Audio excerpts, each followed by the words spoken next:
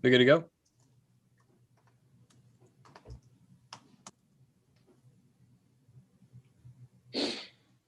Okay, Mayor Stevens, we are now live. All right, thank you. Hello and welcome everyone to this City Council discussion only meeting this Tuesday, February 16th. Will the clerk please call the roll, keeping in mind our new rules regarding virtual meetings? Councilmember Babcock. Present and attending from my home in East Lansing, County of Ingham, State of Michigan. Councilmember Bacon.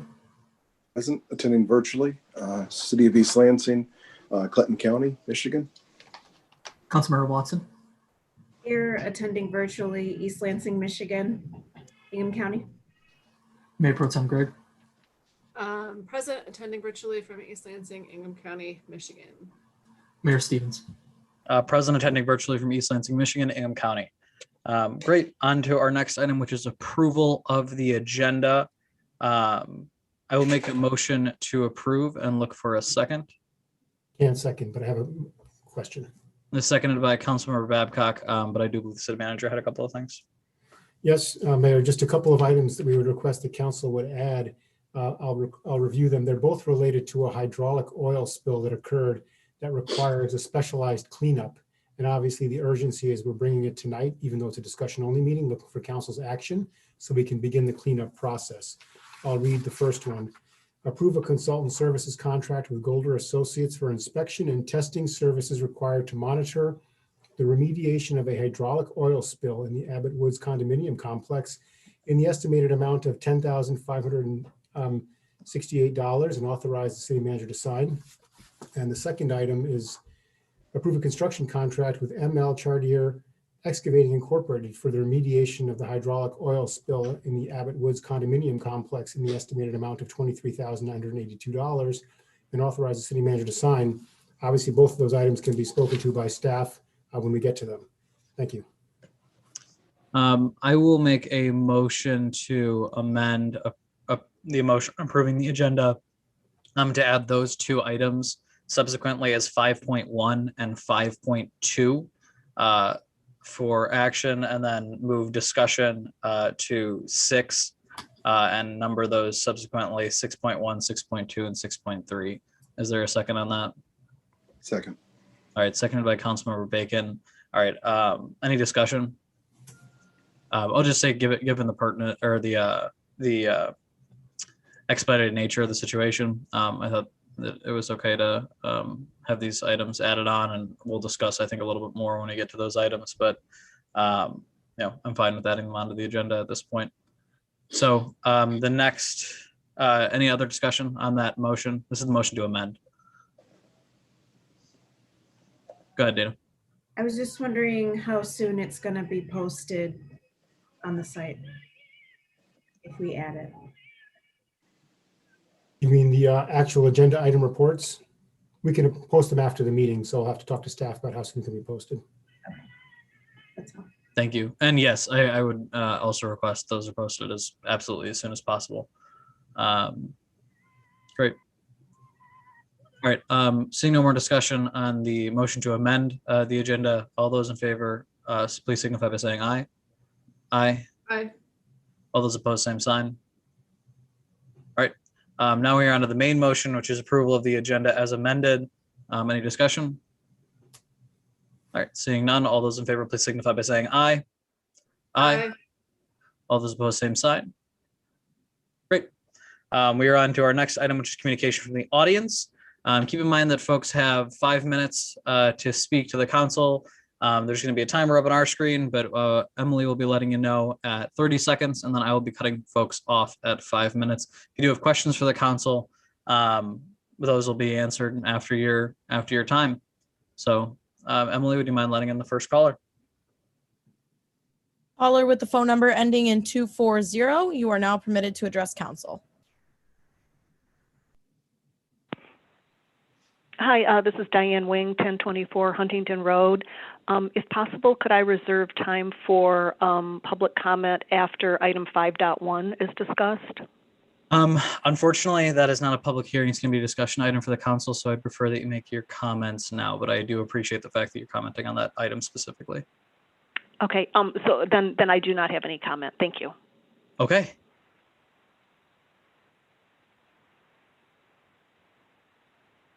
All right. Okay, caller with the phone number ending in 552, you are now permitted to address council.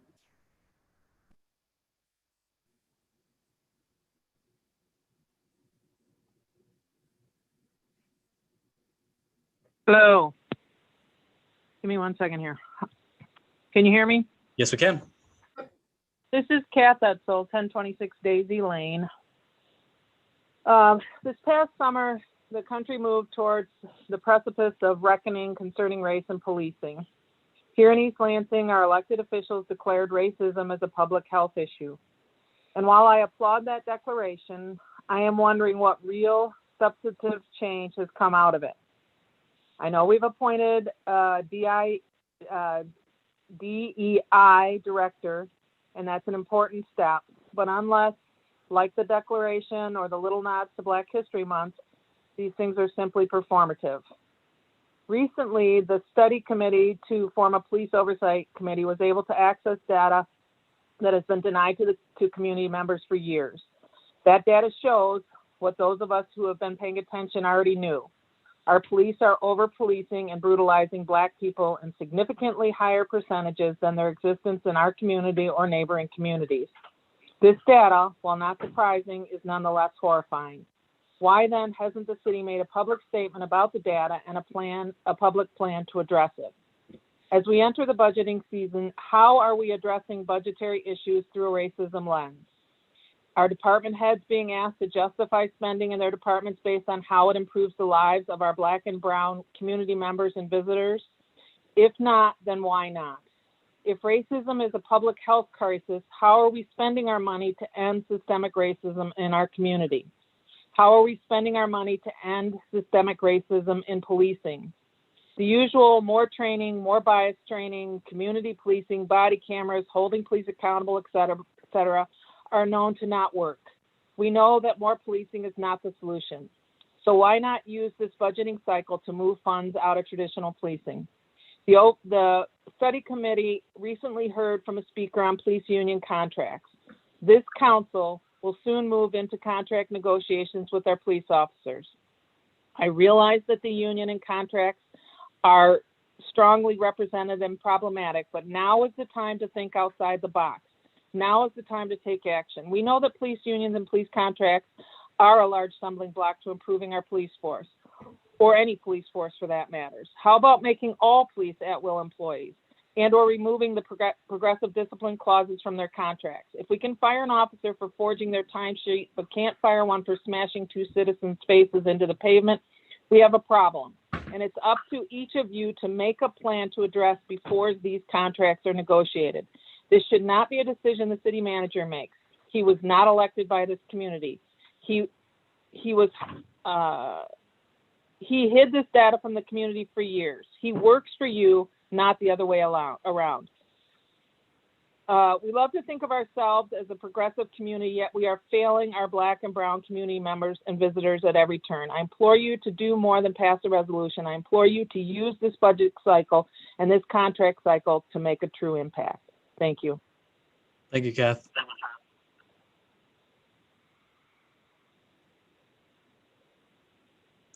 Any council members want to comment specifically? All right. Go ahead, Councilmember Babcock. Thank you. I do have a question for the city manager.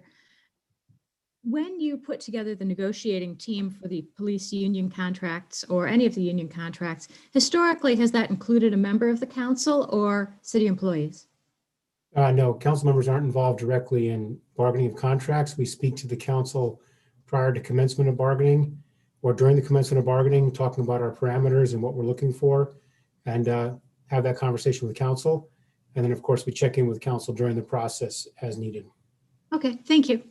Haven't been through that yet, so thank you. Oh, why am I not on video? Right. Appreciate that. Emily, would you mind letting in the next caller? Caller with the phone number ending in 963, you are now permitted to address council.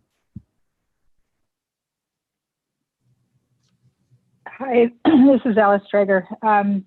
The last caller raised the question about budgeting, and I'm presuming there's going to be some connection between the resolutions you all have passed in the budgeting. So it would be helpful if you can highlight where you're connecting those as you talk about the budgeting process in terms of following the money on the issues that you've indicated a particular commitment to. Because I think it would be interesting for us to be able to understand how that is being tracked within the system so we can explain it to our readers at East Lansing Info. There were 2 items on your agenda for today that I wanted to ask you to pay particular attention to and help us out with. One is the issue of the Chesterfield Hills conversion potentially of rentals to owner occupied. It looks like Capital Area Housing Project is already involved with that. I've had trouble in the past ascertaining what CHP is getting paid for projects and how they are being paid.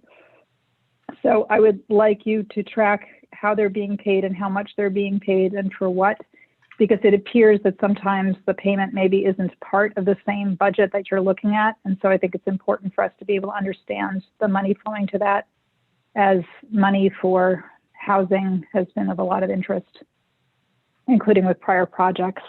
And secondly, my team did a special article.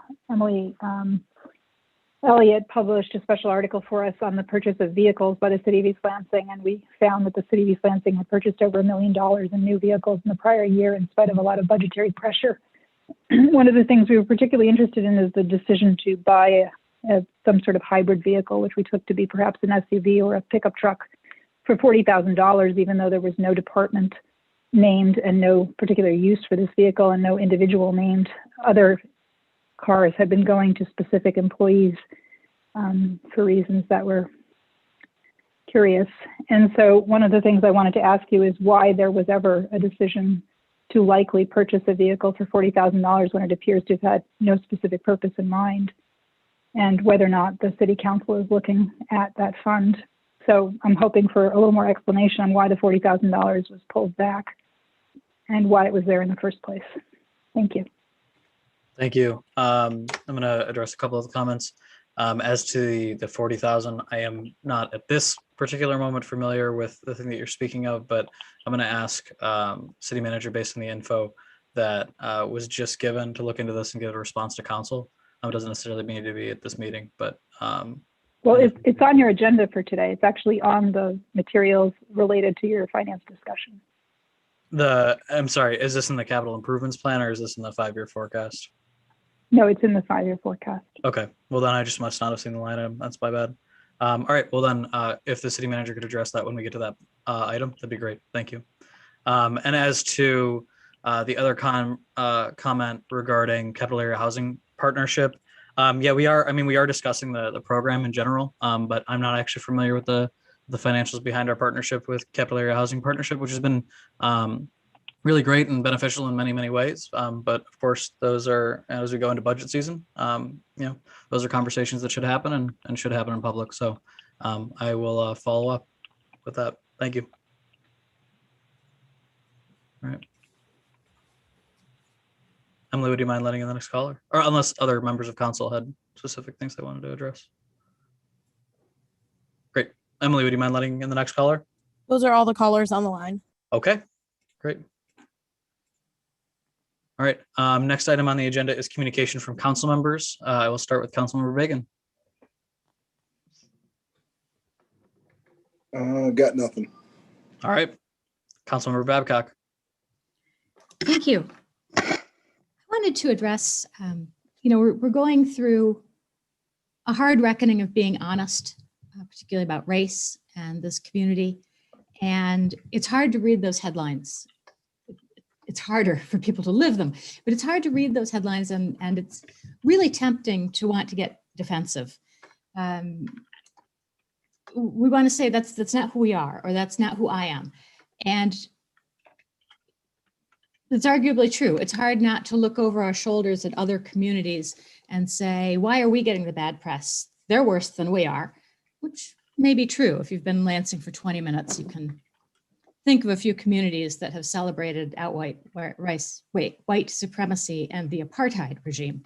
But we're doing this because it's hard and because it gets us to who we are, who we want to be, who we can be. And so as we read these really discouraging things, as we come to terms with them, it's not easy, but it's right. And it's hard work that gets us to where we're going to be. I wish I could say it'll be fast. It's not. It'll be this budget season. It will be the next 20 years. It will be the next millennia. I'm not going to lie and say one resolution will resolve it. But every time we see the headlines or we hear someone say, well, you know, East Lansing is really racist, it's because we're being honest about our condition. It's because we're working on it. And the commitment is to keep working and not curl up in a ball. So it's ugly, it's hard, and it's the right thing. And we're going to come through it. Thank you. Thank you, Councilmember Babcock. Councilmember Watson. I just wanted to ask George if we could get a staff update on the study committee, maybe next council meeting or something. Do you want that from a staff perspective? How do you want to do that? Do you want to invite the study committee members? You know, Councilmember Bacon, if you have a different take on it, of course I want to hear that from anybody, but I remember when the Environmental Commission had this really great staff report that was done on the Environmental Commission. And so I would love to see something like that from our staff about the study committee and what's been going on and how progress is looking, et cetera, et cetera. Great. And Councilmember Watson, just to clarify, and then I'll go to Councilmember Bacon.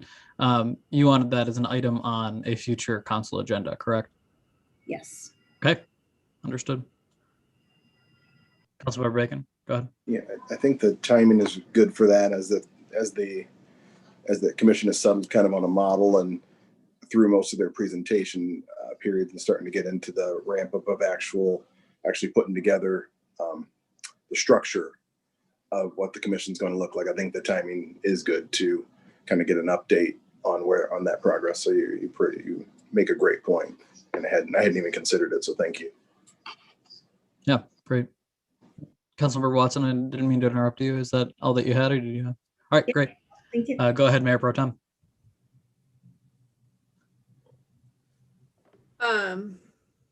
I spent a lot of time in my comments last week talking about my reaction to the demographic data that came out. So I'm not going to rehash that. I'm just going to point people towards the video from last week if they want to hear that. I wanted to give giant congratulations to all of our staff that were involved with the planning of the underground market.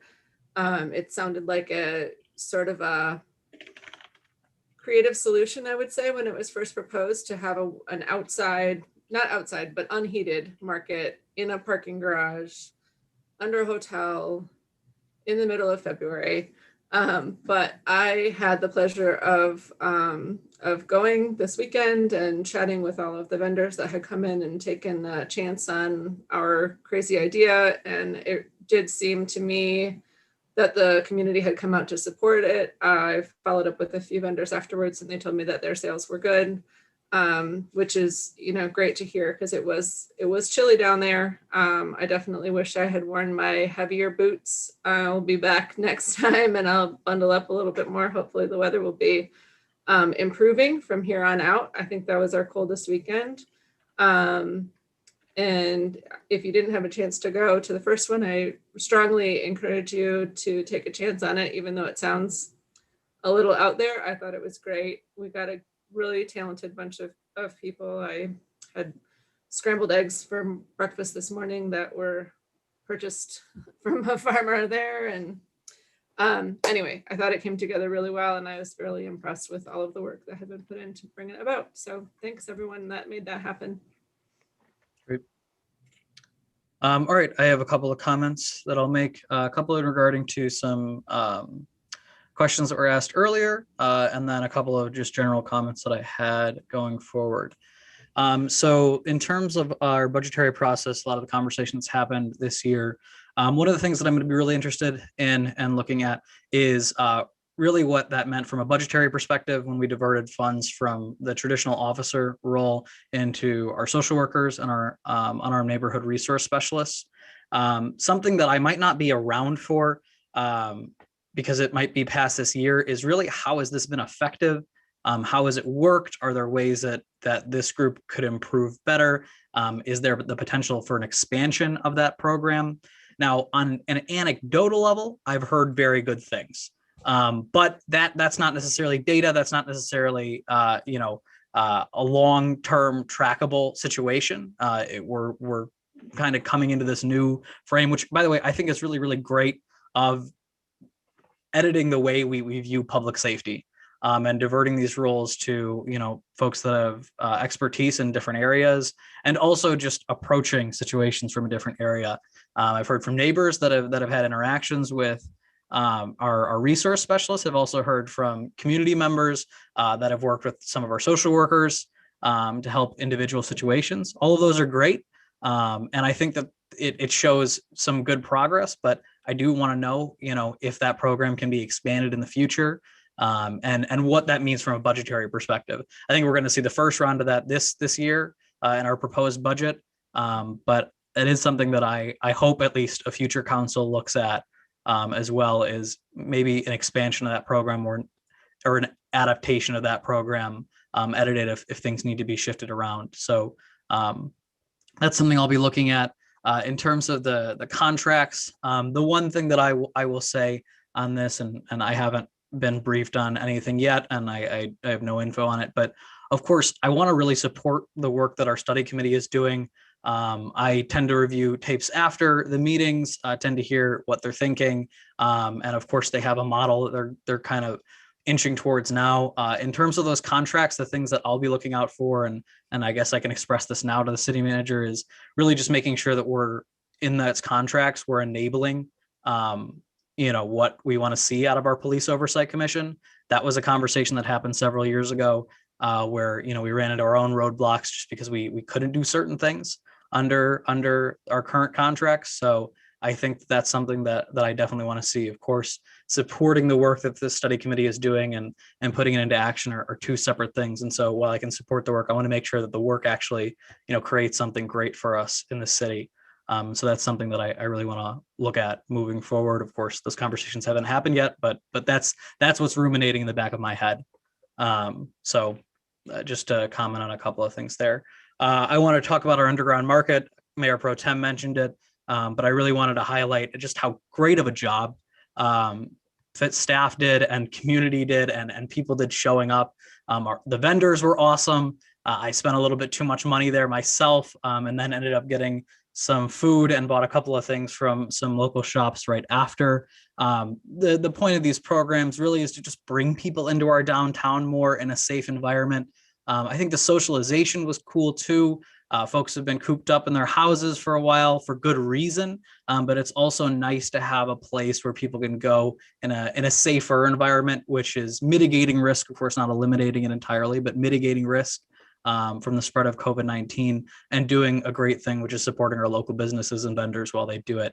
So just a really great program overall. I'm excited for next Sunday. I'm excited for the Sunday after that, and love to see the program flourishing in the way that it is.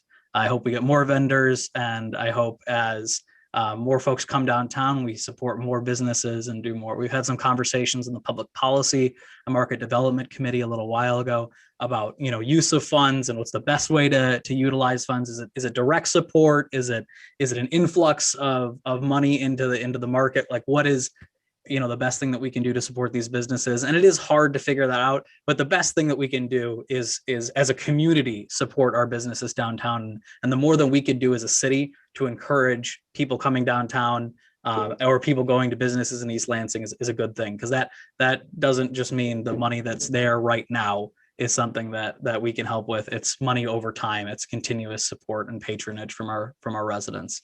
So that was great. I read a report in Eli regarding vaccinations and frustrations and confusion regarding this. I think that it's important that we as a city try to do everything we can to communicate effectively what's going on. We get our information in somewhat of the similar way that a lot of community members do. We get it from the health department. We try to push out information when it's relevant. But I do think it would be good for us to try to explore more ways that we can push out information. There is confusion out there. I understand it. Folks think, okay, the vaccination's available, so when can I sign up? When they see the headline that says Group 1B is there and somebody knows they're in 1B, they expect, all right, should I be getting my vaccination this week, the next week? And it's hard to distribute that information to everybody.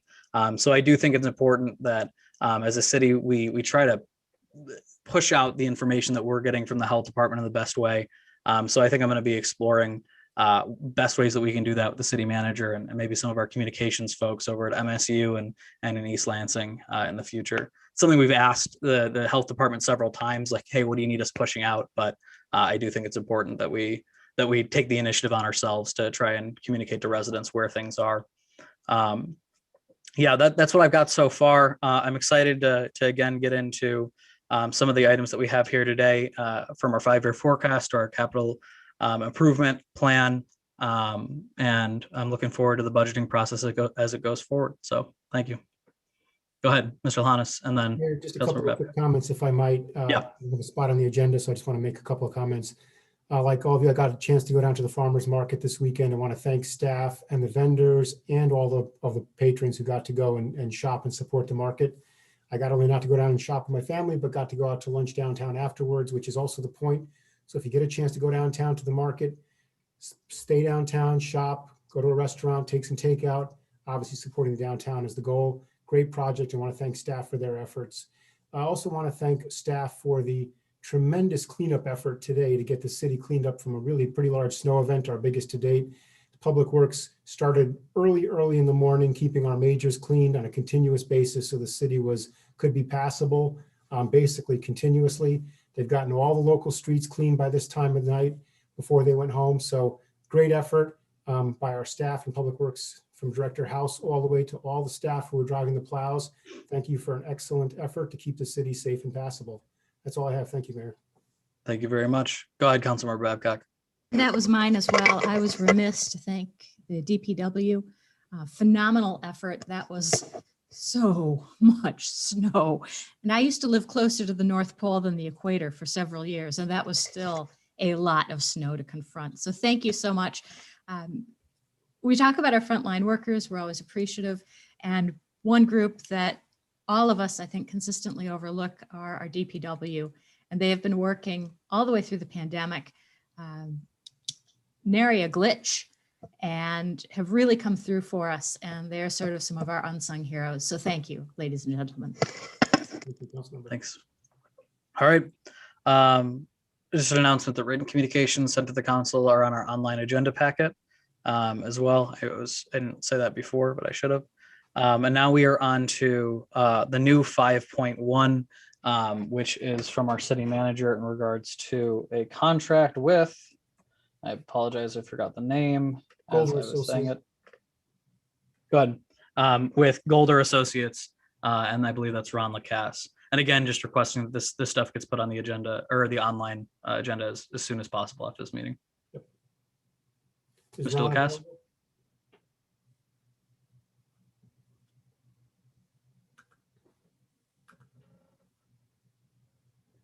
Ron, can you unmute? Not sure if you're. I think he was just an attendee, so. Okay, got it. Yep, I had to. Can everyone hear me? Good to see Yep, you. we can. All right. So the contract you have in front of you is a contract with Golder Associates. We reached out to them because we have a long history working with them on the Bircham landfill project. As the memo states, or the council agenda states, is we had a truck on a holiday, which was December 31st, collecting trash. It had a hydraulic hose that failed on that vehicle.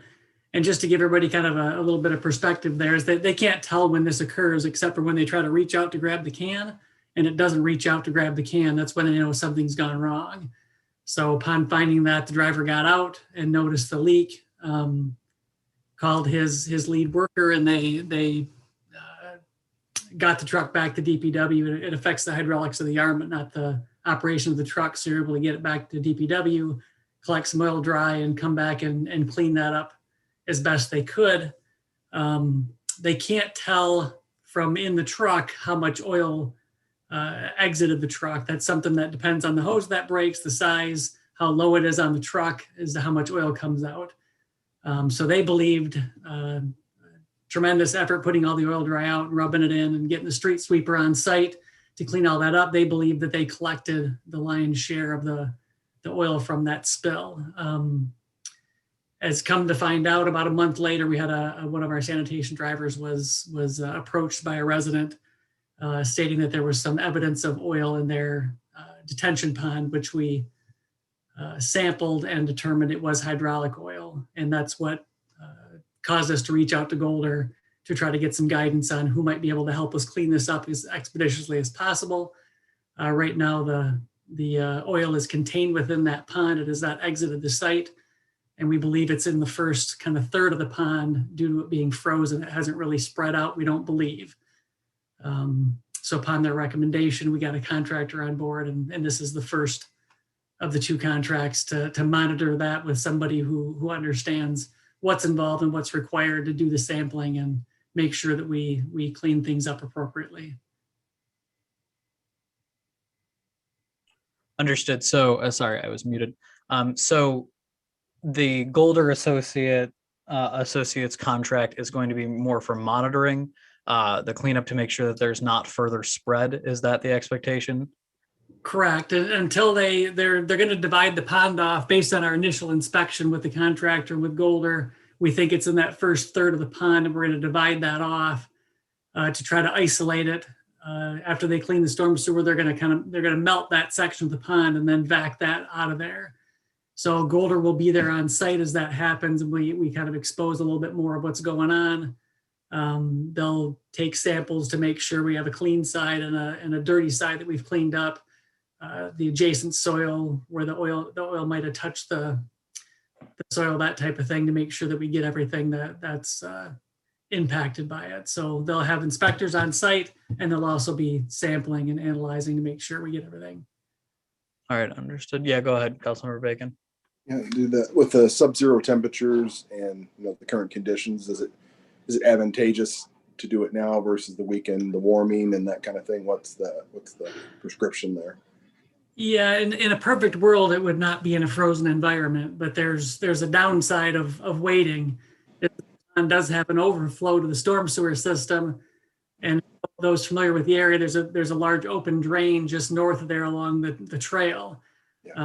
So we're fortunate it's in the pond, and what makes us nervous is if we get a rain event with a large thaw event, they get away from us and get out of the pond. So the prudent thing to do is to tackle it now. Although more difficult, more unknowns, it's the option, because if it gets downstream, then we got a whole nother level of problem to deal with. So is this something that affected just that one resident, or could have affected multiple residents in that area? It's confined to the storm sewer system in that stretch of their private road and the little pond, the retention pond that's out by Abbott Road. So it's not really impacted anybody other than getting into their pond. So okay, notice the pond had a little staining a brown staining near the outfall, and they brought it to our attention. Ron, can you mention, is this a community? This is a communal pond for the development, right, or for the project? It's not not one person that owns the pond. It's the association, I believe, correct? Correct. The storm sewer for that whole complex drains into this pond.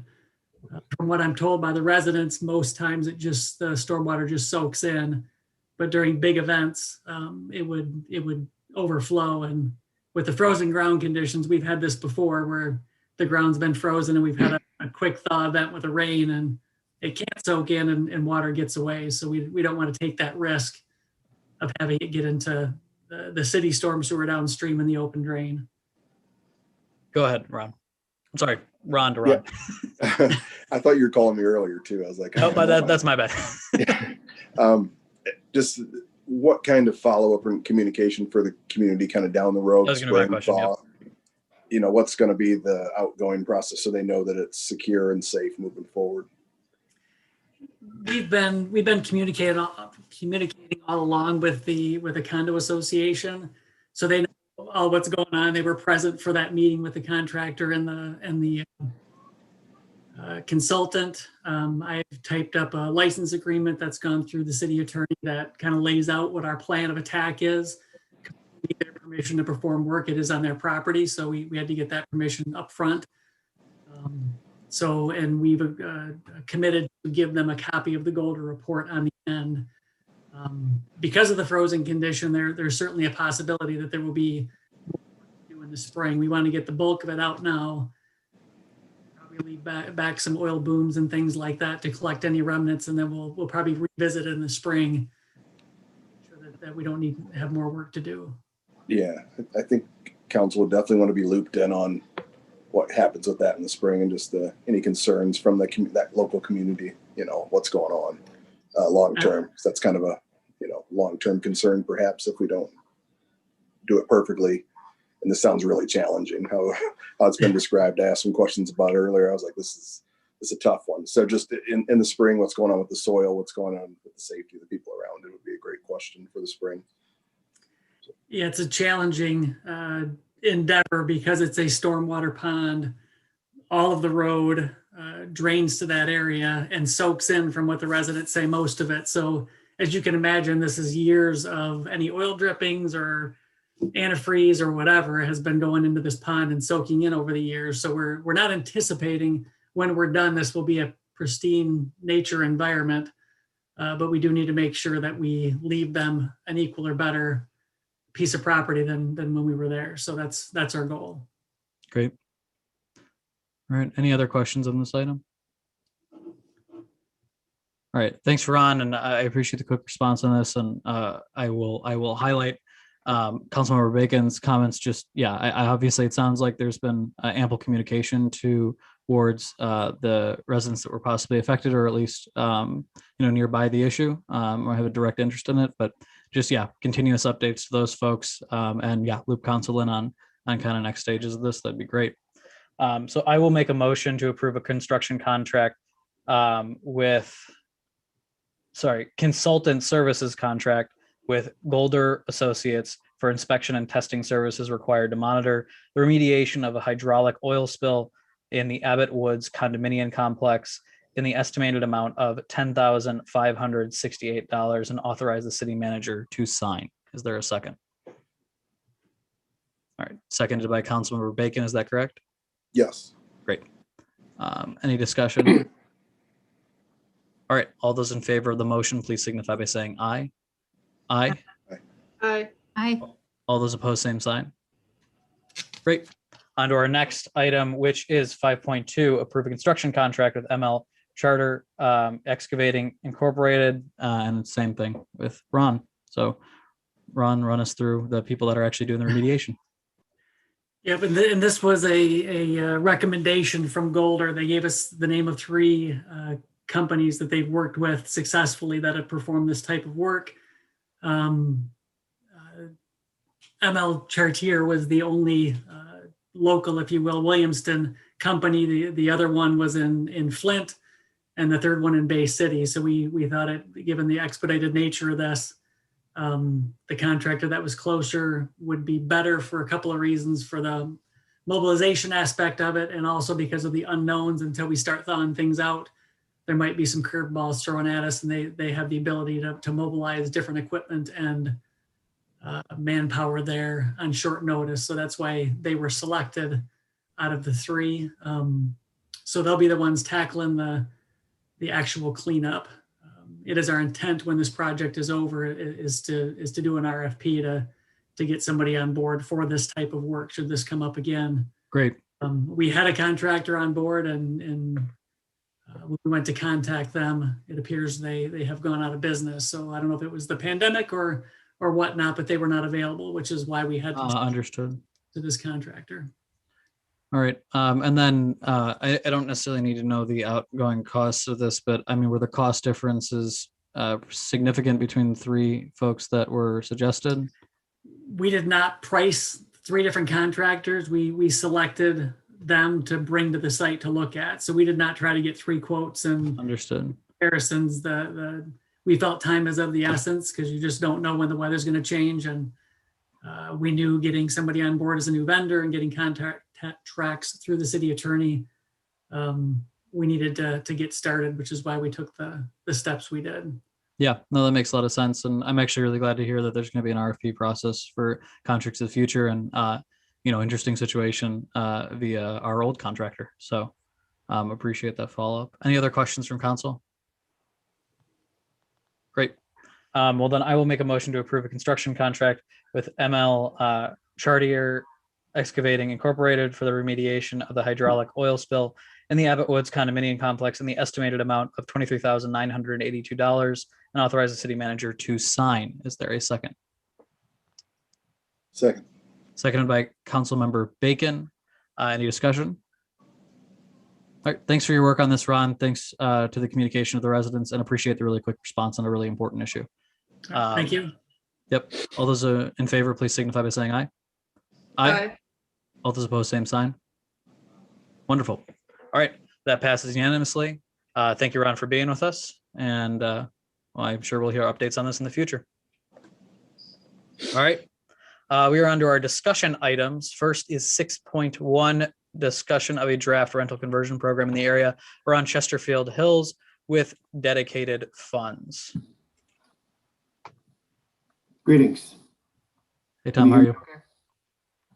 Doing well, thank you. As a result of the Campus Village 2 project, the city has $300,000 in an account for the express purpose of converting rental properties into owner-occupied properties in the area around Chesterfield Hills neighborhood.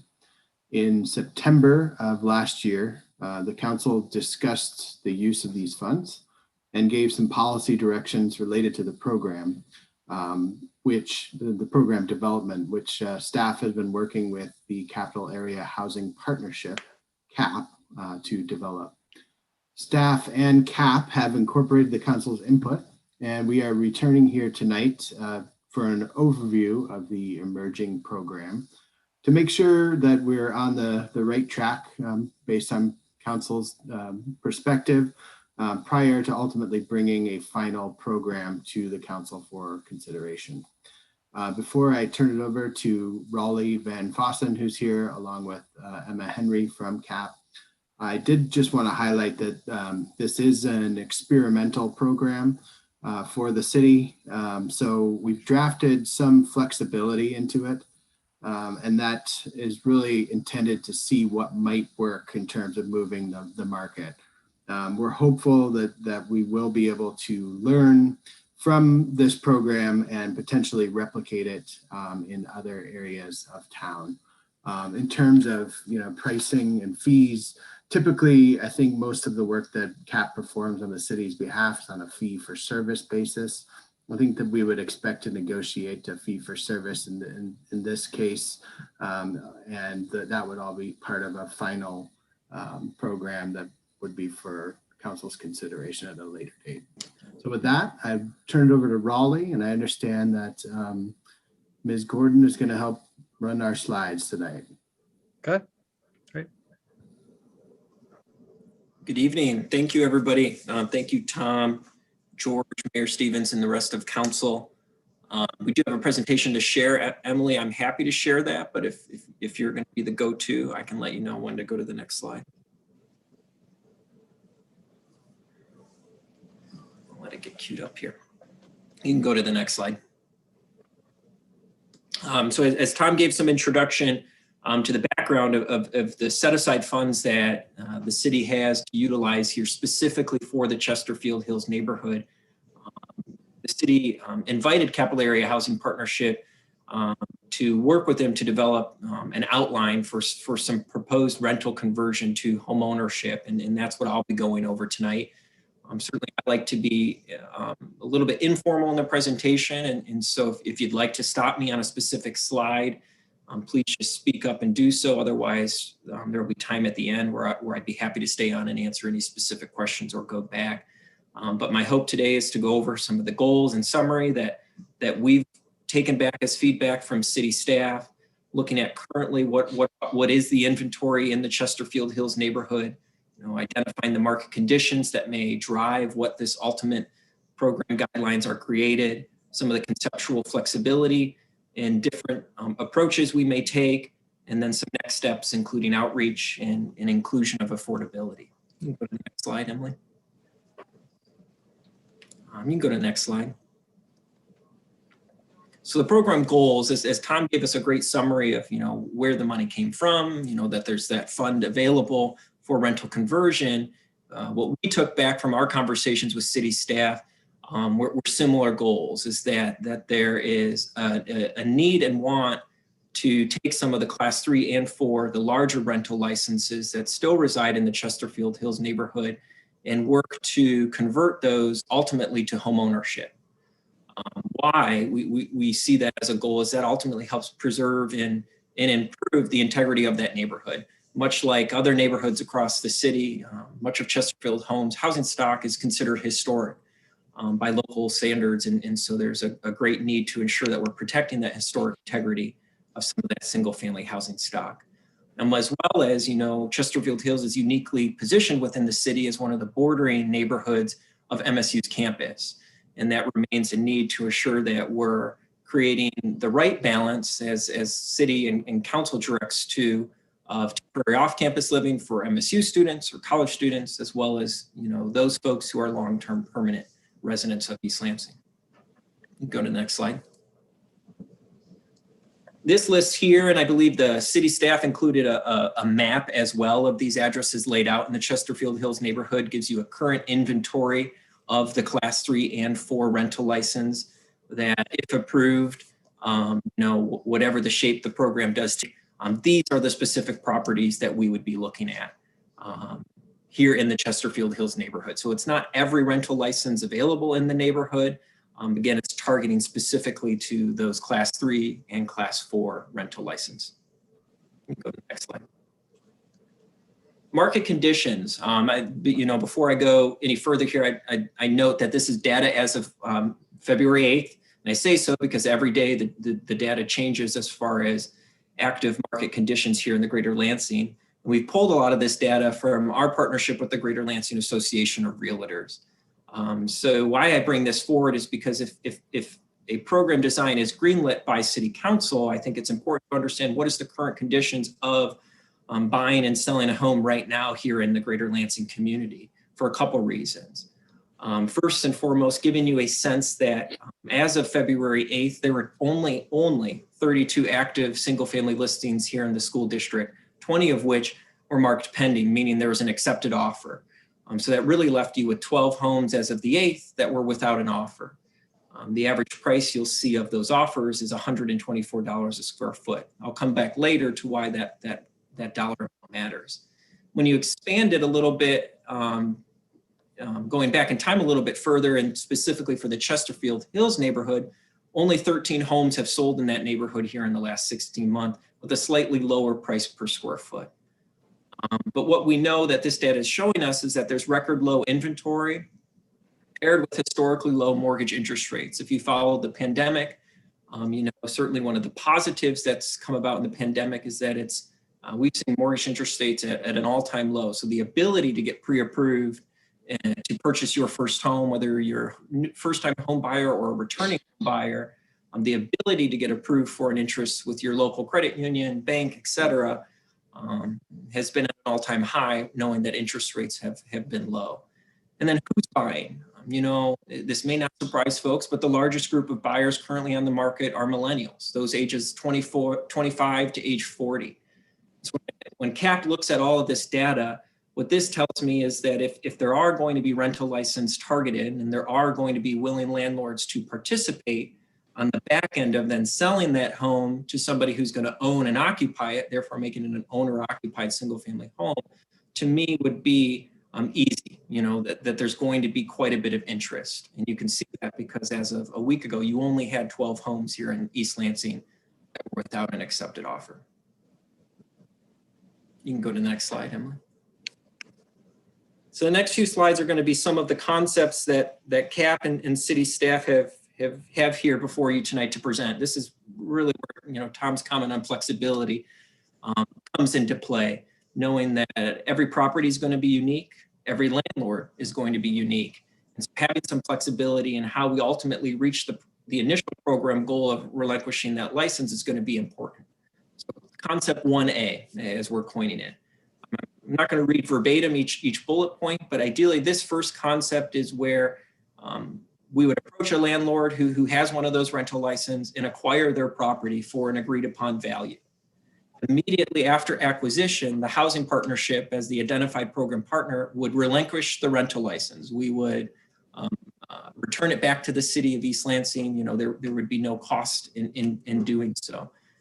From there, we would list the home immediately for sale again. But what's different from us buying it from the landlord to the second time around is we wouldn't be selling it with that rental license because that would have been vacated back to the city. Instead, we would be putting an owner occupancy covenant on that home. If you're familiar with previous presentations from the housing partnership, the city is not familiar with owner occupancy covenants as they've been a long part of the HOPE program, the down payment assistance program, as well as your homeowner rehab program, and in years past, the development of affordable housing. And what that means, for whatever length of time the covenant is agreed upon, it means that whoever's the owner of that home must reside in it. Therefore, it's just another unique way of preventing a rental license from ever being put back in that home. And that time period is where you have that flexibility, whether it's a 15-year covenant, a 30-year, or in some cases an in perpetuity.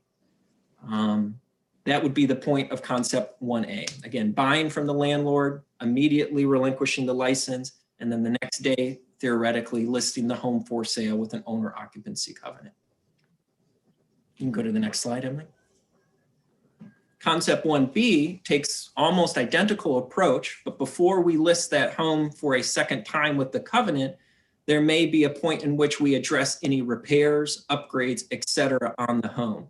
This is where some of those dollars that are available, those set aside funds, could become key to making that second sale a success. And the point being is these are all rental licensed homes. And so, you know, you can all imagine if you're depending on how long you've been in East Lansing and which neighborhood you're in, a rental property is going to look much differently than likely a traditional single-family owner-occupied home.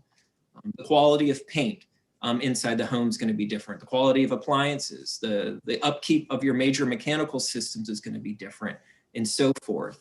And so what Concept 1B allows for is during a pre-assessment, property assessment, you know, certainly in consultation with the city, prior to acquiring the home from a landlord, it may be determined that, yes, the landlord's willing to participate, but in order to successfully sell this home then to a new family who's going to live there and own and occupy it, it hasn't had new windows in 30 plus years, or there's some identified visible lead paint that the landlord's been able to get around with, but for us to be confident in the safety of the new homeowner, we want to remediate that.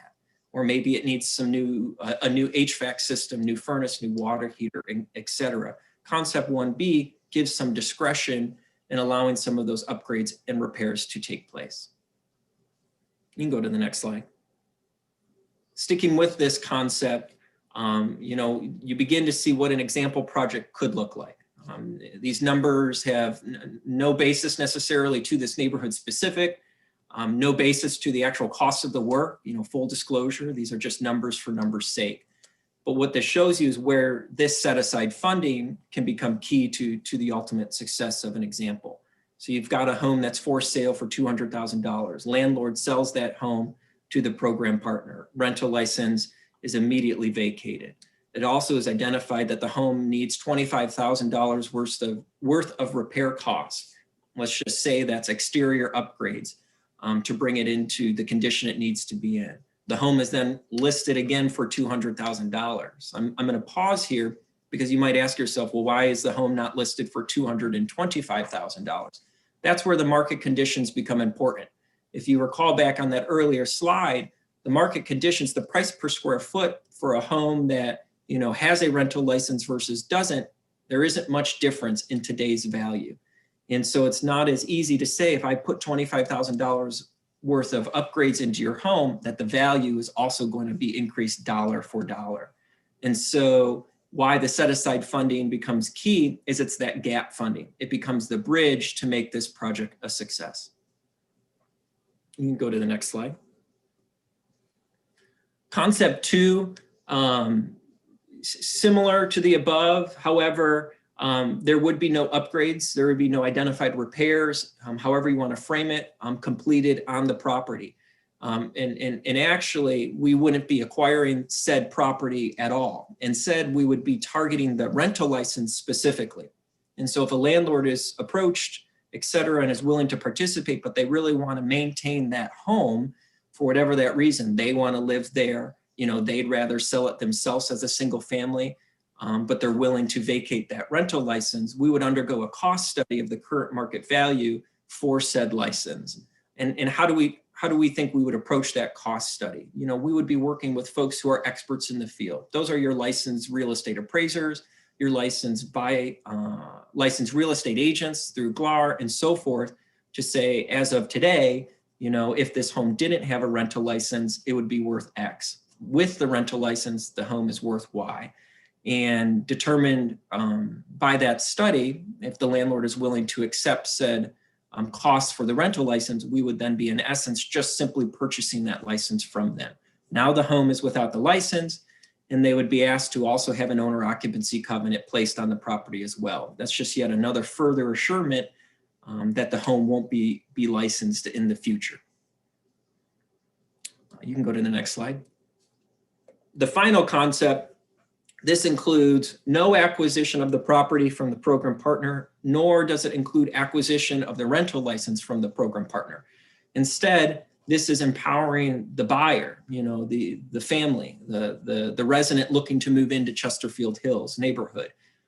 If they find a landlord willing to participate and has a qualified property, as a function of them buying the house, should their long-term goal be to own and occupy it, if they're in agreement to relinquish that license, this set-aside funding can be an incentive to then make that sale a success. You know, we envision this in some manner being a down payment assistance like grant. And why we framed it that way is, one, we've had success with the HOPE program in past years to know that that works. And again, we would go under a similar cost study approach. So if the buyer says, you know, landlord of ABC property wants to sell me his property, I'm going to move in it with my family, I don't need the Class 4 rental license, we would work with them then to determine what's that value for them to give that up to us and make that a part of the deal as they close on the home. You can go to the next slide.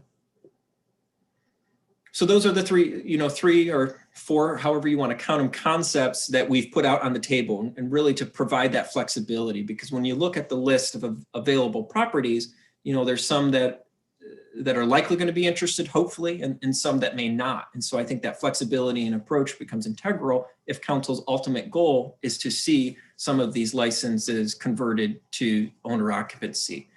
And so what would some next steps be? You know, certainly outreach to these landlords is going to be key.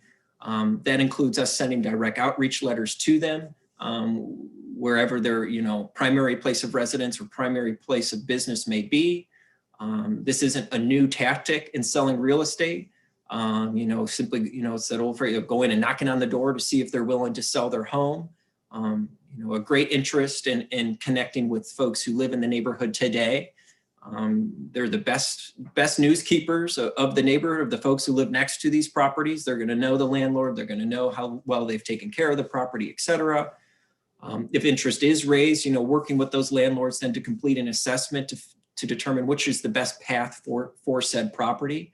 You know, some rental properties may be in better condition, may not need that additional investment to bring upgrades. Some may need some upgrades done to them to then make the second time of the sale more successful, and certainly continue our engagement with folks on staff and council as we reach a final approval. Next slide. You know, these next few bullet points are specific to not just current day conversations. You know, council, you've mentioned some of this on the onset of your council call, but really to the heart of who the housing partnership is and has been for the last 28 years. You know, we're a nonprofit community developer. That's our bread and butter. And so when we were approached by staff to, you know, help develop a proposal for this, certainly affordability and who these programs are available to was central to a lot of what we wanted to bring to the table. But affordability can be defined in many ways. And I think that's a question we're going to be asking of staff and council to give direction to on how much weight and do we want to give to this idea of affordability, and how are you defining affordability? Is it simply an income means test, much like your HOPE program and your homeowner rehab program, where your household has to be at or below an income level in order to benefit from some of those public dollars that may be available. And so why we bring this up is because when you look at the Chesterfield Hills neighborhood and with some of these homes averaging at $200,000 as an asking price, affordability becomes very difficult for many of our low to moderate income earning families. And so why we throw this need up here for you to consider tonight is that if it is tasked with us and staff to say that yes, affordability needs to be targeted, I want to then pair that with the hopeful need that we need to assure that we're not just saying that and we're backing that up then with the resources to be successful. And what does that look like? The best way that we've found in the most recent years is pairing that with some sort of significant down payment assistance. Outside of giving that household a higher income earning job, which is not necessarily what's designed of this program, how can we then make the cost of that new home for them less, or in better words, more affordable to their monthly budget? And the best way we as community developers have outright of again, giving them a higher earning job is to lower the cost of that home. And that is through down payment assistance. And so why we put this bullet point on there is you already have a down payment assistance program that you fund. And there's possibility, that's HOPE. And there's possibilities of taking the set aside funding for the Chesterfield Hills neighborhood and pairing that with HOPE to make truly one of these opportunities available for some of those lower and moderate income earning families. You can go to the next slide. Final and some next steps that we believe that we would like to be taking here in these next couple weeks is, again, outreach and engagement with Chesterfield Hills neighbors. City staff has put an ask out there for comments back on some of these initial concepts. The housing partnership is hopeful to engage with some of those folks offline as well. The same conversation with the Historic Commission. Much, if not all, of Chesterfield Hills will fall under this designation. And so if there's any exterior repairs or upgrades being made, we'll be working hand in hand then again with the Historic Commission, so a better understanding of some of their requirements. Beginning that outreach to landlords, truly seeing out of those 19 or so rental licenses in this qualified area, how many may be interested today. Again, we're gathering some feedback from you folks tonight, and then hopefully be able to come back to you in the next couple of weeks with a draft and some more formal program guidelines and policies to get approved. That completes my presentation. Again, I'd like to stay on for a few minutes to see if there's some questions from the Greater Council. I'm also joined by Emma Henry on our team as well. So hopefully between the both of us, we can be able to help answer some questions. Great. All right, questions from council. I have a few, but I wanted to subside first. I can start if folks need some time.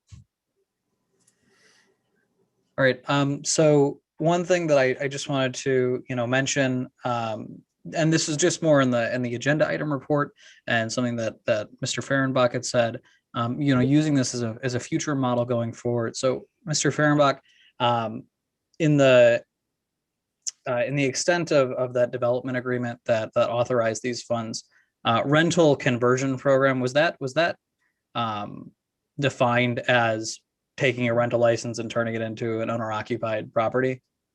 Or like what was the overall definition of that? The language in the development agreement is pretty specific. I did provide it in the staff memo.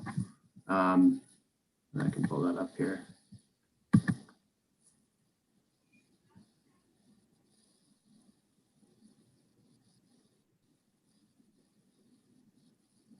Sorry, slow.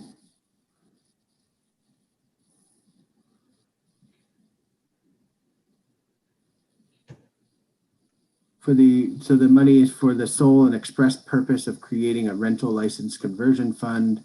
The city of East Lansing and/or its designated agents shall use the developer payment as a revolving fund to acquire, rehabilitate, and deed restrict remaining class 3 and 4 rental properties in the neighborhood. Great.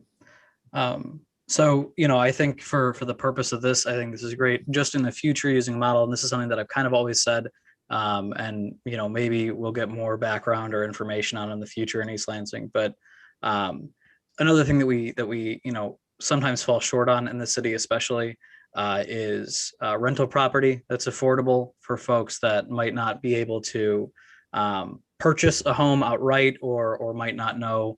Maybe they're visiting folks that are in the city via the university, or maybe they're just young people without the means necessarily at that time, or debt to get a good rate, right? And so in the future, although this money is restricted for that specific use, I do think that one of our opportunities here is, with more housing coming in, that sometimes is more catered towards students, and also more housing in our neighborhoods that could be available, especially with all of the rental restrictions that we have in our different neighborhoods.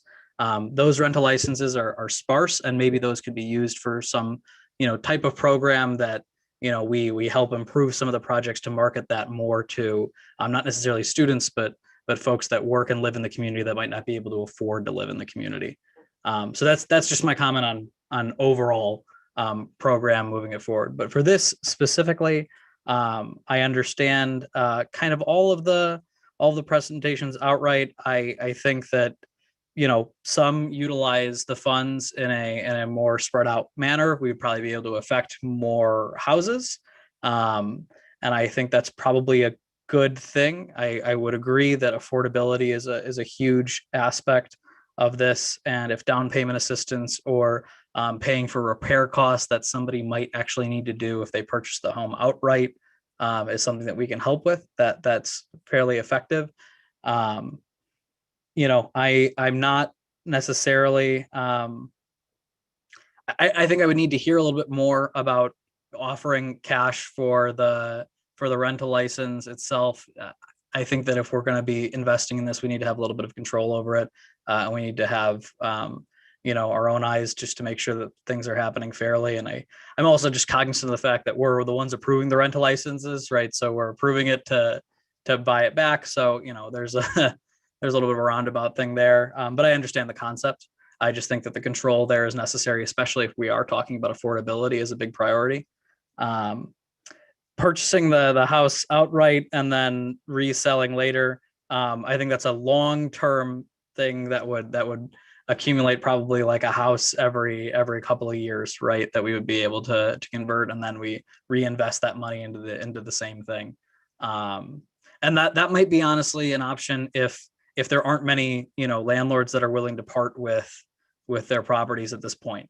But I think, some kind of price estimation to figure out whether, the money will be spent effectively and how much we could really conceivably sell that house for. I think that your estimation on the rental license value, obviously in concept 1B, was put out there more as an example than anything else. I think a real estimation would give us a much greater extent to, okay, how much are we putting in to purchase this property with the rental license, and how much are we conceivably going to get back with the repairs and the wear and tear on the house that probably did happen over time.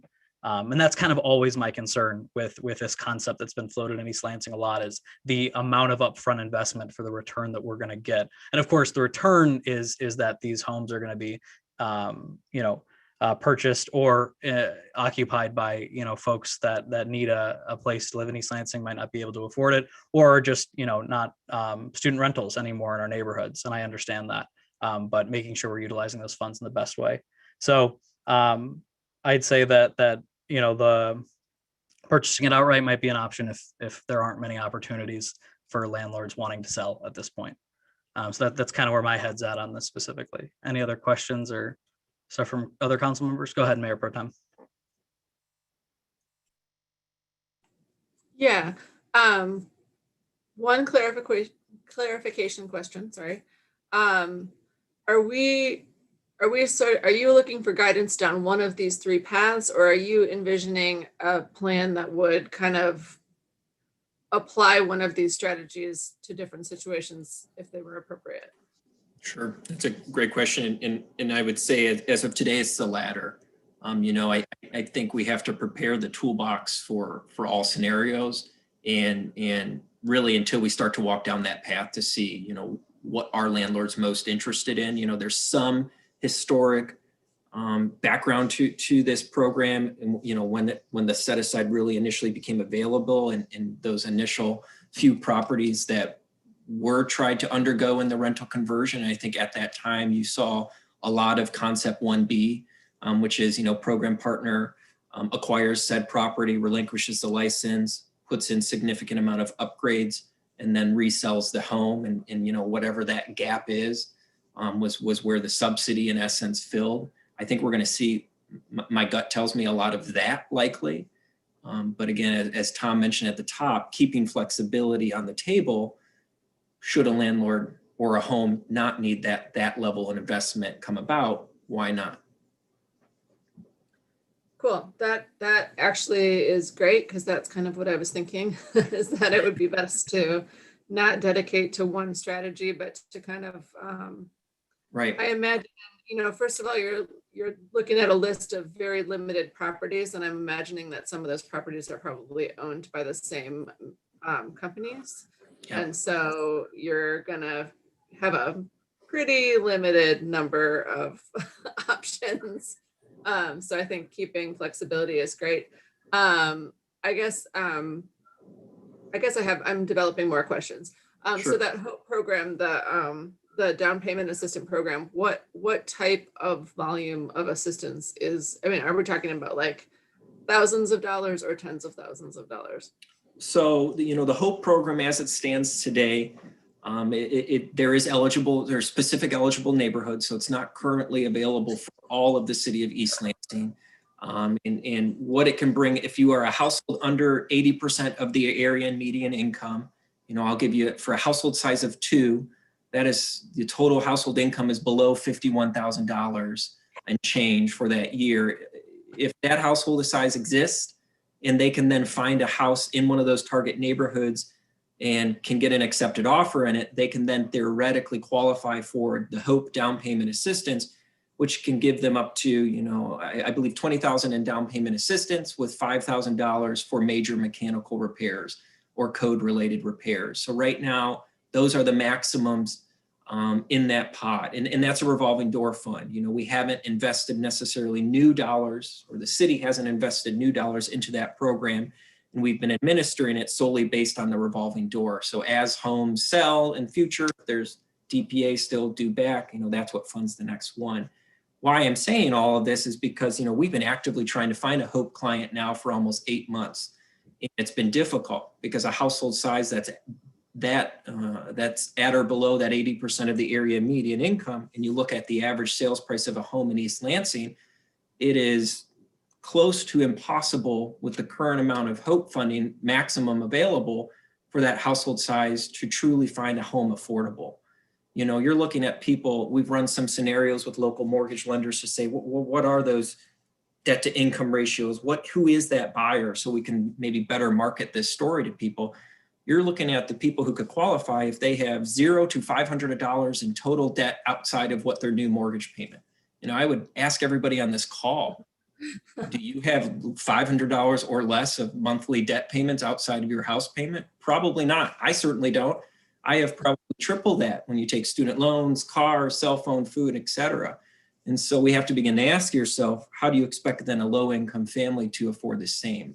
Why I tell you this grand story is because if we are to target affordability in the Chesterfield Hills, you know, you're likely going to need to pair HOPE with more down payment assistance. So instead of the $20,000 to $25,000, you're going to be looking maybe $40,000 total, maybe half from HOPE, half from the Chesterfield Hills set aside. Again, if that's a priority established within the program guidelines. I think, yeah, I was doing some back of the envelope calculations on what the monthly budget would be for somebody with that level of income, and it was not looking particularly possible. Fortunately not. Yeah, so I guess, you know, I always like the idea of pairing assistance programs to make things accessible to people. But I also just don't know realistically if we can pin that on this neighborhood. It would depend on what the individual properties came up to cost. And then I guess the other side of that is I wouldn't want to put somebody into a situation where their property taxes would put them over. We do have very high property taxes and there's Right. high taxes in that neighborhood. So I think keeping it as part of the conversation and as part of the possibility, if we can find somebody that it would actually be assistance to, I'm worried that we might be saddling somebody with a situation that was not tenable. My final question, sorry, I'm taking up so much time, guys, is I guess, I don't know if we have anybody from housing on, but Tom, maybe you know, or maybe George knows. In terms of like, I know when we approve a rental license, when we send our inspectors in, we expect the property to meet code, but I don't know what that means in terms of like hazardous materials, as long as the asbestos or the lead is sealed under paint. Is that okay? I mean, are we good? How much of that are we going to run into, I guess, is what I'm asking in some of these rental houses. Maybe that's not answerable by anybody currently on this call. Yeah, it's definitely one that I would wanna talk to Annette to make sure we get you an accurate response. Yeah, just looking at the age range that you know, millennial mid-30s age range is a time when people start having children, and I wouldn't want families with children who are going to be picking at the walls. Since I had those children and they literally did eat paint off of the walls. Luckily, it was not lead paint, but they're terrible. Anyway, I would not want to move small families into, or families with small children into properties that had that. So I would put an emphasis on the remediation of harmful materials. And if I could, Councilman Gregg, just comment too on, you know, how existing programs that you fund, your rehab program is written specifically directs us to target those types of remediation efforts first. And, you know, we've already had discussions with Tom and team to say, you know, if we were to do a concept where we may be looking at potential upgrades to the home, most certainly we're targeting lead and asbestos first if needed. And then we're going to address major mechanicals second, before we get into, you know, just painting the walls just to paint the walls or putting appliances in just to put them. And so much of that is already what you direct us to do under your homeowner rehab program as well. Well, I think that is my immediate questions. Go ahead, Councilmember Bacon. Yeah. Thank you for pointing out the math. I was sitting here working through the math and it was sounding impossible. And I think particularly if you do the timeline here, we've had a property run up of about 10, 12 years at this point. We're probably sitting somewhere near the high water mark, you know, of where a property value is right now for any individual seeking to enter the marketplace right now. It's a risk. I mean, we all remember what that looks like on the other side of it. So that's one question. And then as far as the entire city, the entirety of the stock of, can this be extended wide more broadly outside of this neighborhood as far as looking at the stock of homes or access and that kind of thing based on the marketplace? Because it seems unfeasible for those types of incomes to, I can't find a way forward with it. So not in this current market. You know, my understanding, certainly defer to Tom here, is with these funds, they're specific and I don't think can be spent outside of the Chesterfield Hills neighborhood. And then secondly, on the affordability component, know too that, you know, that isn't tied to the funds, the affordability conversation. And if anything, it's being brought to the table just as a function of the rest of the housing work we've done in partnership with you in the city, and to say that if it is going to be an added component of the program, here's what to understand. But I want to make sure it's clear that set aside funding does not require any sort of affordability test. I'd just chime in and say that actually there's a specific map that is part of the development agreement that is mostly Chesterfield Hills. It's not all of Chesterfield Hills, and in fact, there's some area that's outside of Chesterfield Hills, and I believe in Glencairn. But that's where these funds are specific to. But our hope is that in sort of experimenting here, using these dollars that we have to spend for this purpose, we'd be able to glean some insights that then could be potentially replicated in other areas of the city. Of course, that would take additional resources from the city or from other funding mechanisms.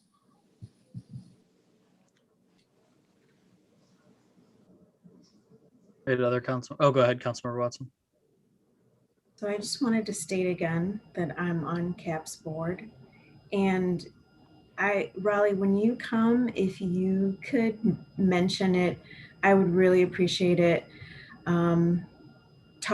Discussing my affiliation with CAP caused me to lose out on something. And so just the entire combination is something I'm trying to get past, but if it can just be mentioned, I would like everyone to remember. I'm pretty sure a lot of people do that I'm on CAP's board, that I was appointed to city council, but I would just appreciate it if you'd be able to mention it so that I don't have to bring it up every time. Certainly. So, as I said, I'm on CAP's board, a beneficiary of CAP's program, and I am very passionate about our ability to move in low to moderate income folks into East Lansing. And so being on CAP and just listening to you, Raleigh, you all are a wonderful resource to help us make space for this to happen. They talk about those mixed use neighborhoods, is it, where it's not just homes that are priced at this amount, but it's affordable for various groups. Is that the mixed use? Is that what the term is? You know, yes and no. I mean, it depends which circle. I think you're, yes, on the right track, or mixed income neighborhoods and so forth. Yeah. And so I'm just like curious if we can explore that, or if you can let us know if there's room for that in some place in East Lansing, because it's that whole thing about like, how do you change what's going on in the city of East Lansing? And some of it is that we can't just go with who's moving in, or we can't just go with what this price is, but how do we figure out how to make space for those other folks? And I think that you all would be great to maybe give us an idea on some of those solutions. And I guess my other thing is, it made me think about how for our builders, we're requiring them to maybe offer the low to moderate income housing or 55 plus. And so just putting that thought out there of us agreeing as city council to move in this direction, but still, or hopefully being able to make space for low to moderate income families. Thank you, Councilmember Watson. Yes, thank you. Thanks. Other questions, comments? All right, I'm not seeing any other questions here. And I believe Mayor Pro Tem asked, but I want to make sure that we're facilitating the right type of conversation. And so are you looking for, was this feedback helpful for you? Is this more of, we need a little bit more guidance from the council at this point? I know that we're just kind of discussing, this right now, but are there things that you want to ask us as a council directly that we didn't answer? So no, I think the feedback was certainly helpful. I think from my understanding is we'll move forward to develop this program further with policies and procedures and bring that back to the council for ultimately your consideration. And I think there'll be a lot more detail in terms of,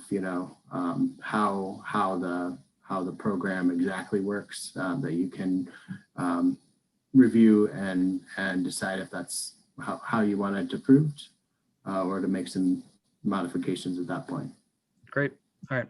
Thank you. And just to highlight one more time, Councilmember Watson's point, it is hard to live and work here for a lot of people. And that definitely needs to be a priority for us.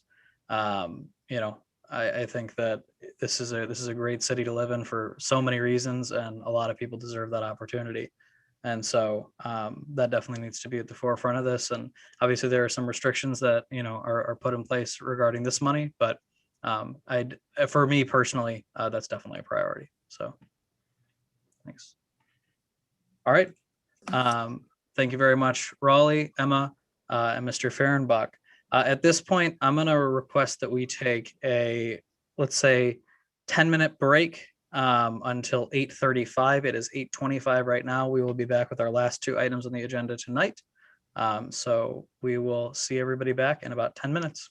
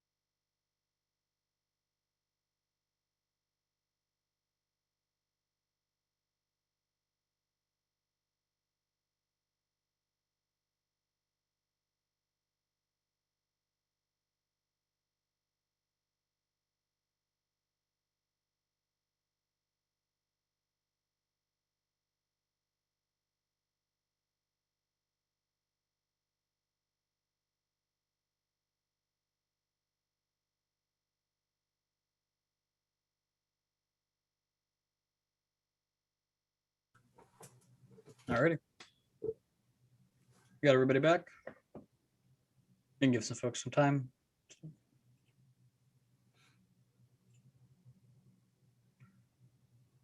All right. All right, welcome back, everybody.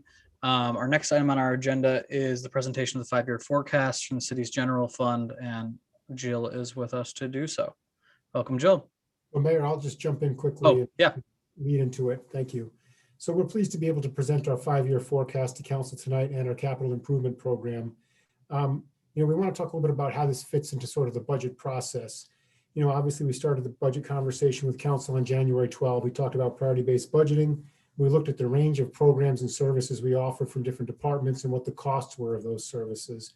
Last week, we had some pretty detailed presentations about the capital, public works, parks and recreation, and parking, sort of where we've been and where we're going in terms of our capital expenditures to sort of put a context on all of the sort of big ticket items and how that planning looks.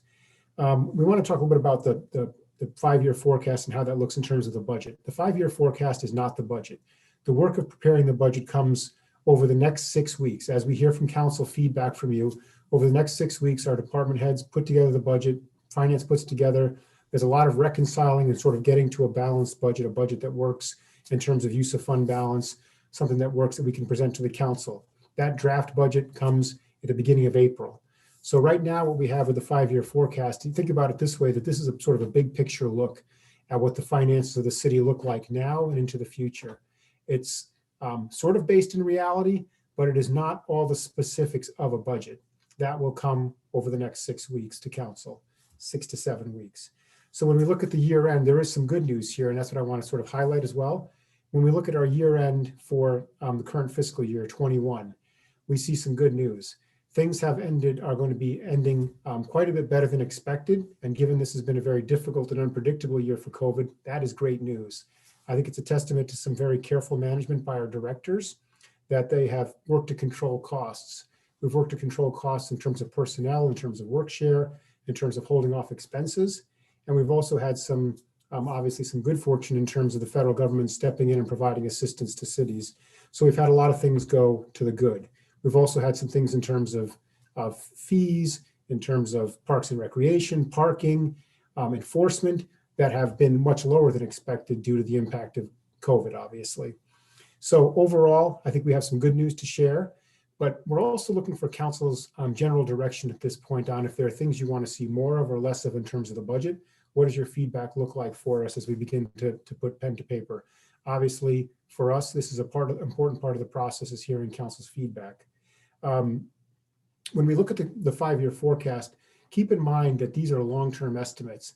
And what things look like 3 to 5 years out really is to help us sort of in terms of long-term planning. Are we on the right track in terms of our long-term planning? But not to be so concerned about what does year 5 look like, but what does the trends look like in terms of how we're managing the finances of the city. I compared it to sort of steering a large freight ship, a freighter, that you want to be able to make your adjustments at the right time, minor adjustments early on so that you don't have to make drastic adjustments at a later date when things are already far down the road. So with that, looking for your feedback on the evening questions. We have all of the department directors available. If you have specific questions about specific areas that you want to know about, and Jill and I can't answer that, we certainly have the people available. And if we can't answer it with that, we'll get back to you in writing afterwards. With that, I'm going to turn it over to Jill to walk us through the 5-year forecast and take your questions. Jill?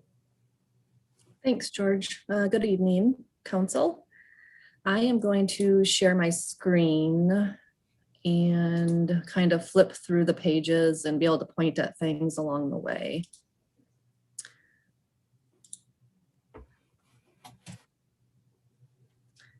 Okay, so here's the forecast. I'm just going to walk through it real quick to tell you all the pieces that are included in here.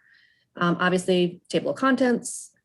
The first 2 pages, page 1 and 2, these are risks and uncertainties. So with any forecast, you have an inherent risk, right? It's our best estimates at a point in time. Normally, there's plenty of these risks and uncertainties to talk about. Obviously, this year with COVID, it's a little bit more volatile, a little bit more risky, perhaps, because none of us have perfect foresight.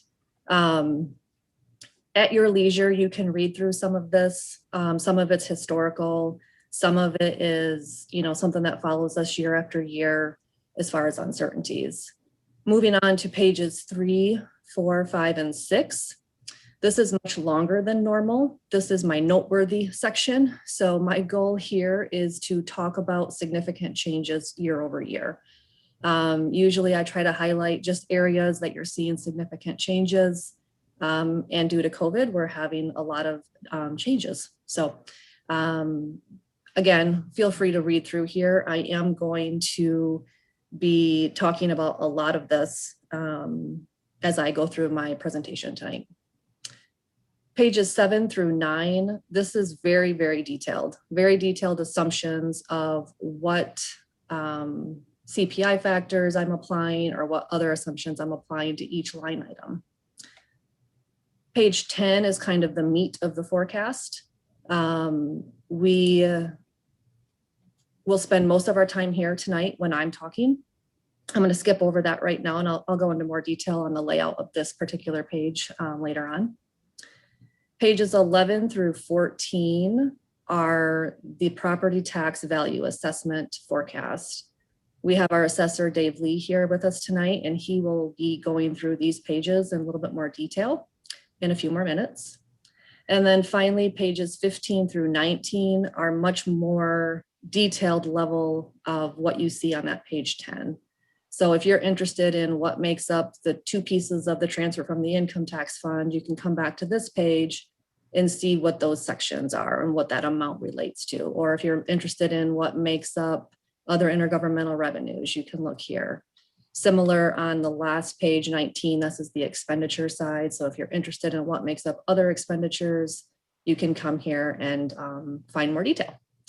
So with that, I guess, does anybody have any questions on the layout of the forecast before I turn it over to Dave to go through his section? None on the layout, no. Okay. Jill, I apologize. Just for point of clarification and structure, would you like us to kind of ask questions as we go along or save it until the end, or? That's entirely up to you. So I have no problem with you interrupting me. So if you want to have it that way, that's fine. If you want to wait till the end, I can pause at the end of each section as well. All right. Would you mind just doing a brief pause at the end of each section, just so we can make sure that we get council member questions answered? Great. Sure. All right, thank you. Okay, so I will turn it over to David Lee, and he will kind of walk us through the property tax valuation piece of it. Thanks, Jill. Good evening, everyone. So I guess my piece to this puzzle is a small one. It's just focused on taxable value changes over the next 5 years, right? So kind of broad brush what we think is going to happen, what we're predicting as best we can at this point in taxable value changes over the next 5 years. Before I talk to you about that, however, I want to talk in a little more, I guess, micro detail and make sure that we have a good understanding and a good foundation for that discussion. So if you're talking about an individual parcel of property anywhere in the city, there are two values on every parcel. There's an assessed value, which is half of our estimate of market value, and it's completely tied to market value. There is no limit as to how much that can increase or decrease from one year to the next. The second value is taxable value, and that's the important one. That was put in place back in 1995 after Proposal A was implemented. And taxable value is, like I said, it's the important one because that's the figure that is used to determine property taxes. That figure times a millage rate gives you a tax liability on the individual parcel level. Taxable value is limited in growth by the rate of inflation each year.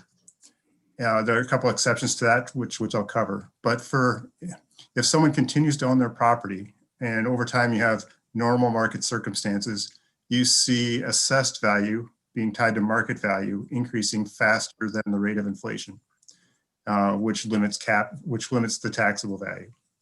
And so over time, under normal market circumstances, you get to see a gap between taxable value and assessed value. And that was the whole purpose of Proposal A, right? Was to limit people's property taxes. And that's the way they did it. They limited taxable value growth to the rate of inflation. So the exceptions to taxable value growth being limited to the rate of inflation. In the year following a transfer of ownership, the taxable value cap goes away for that new owner. And the taxable value is automatically increased up to the assessed value in that following year for the new owner. That's called taxable value uncapping.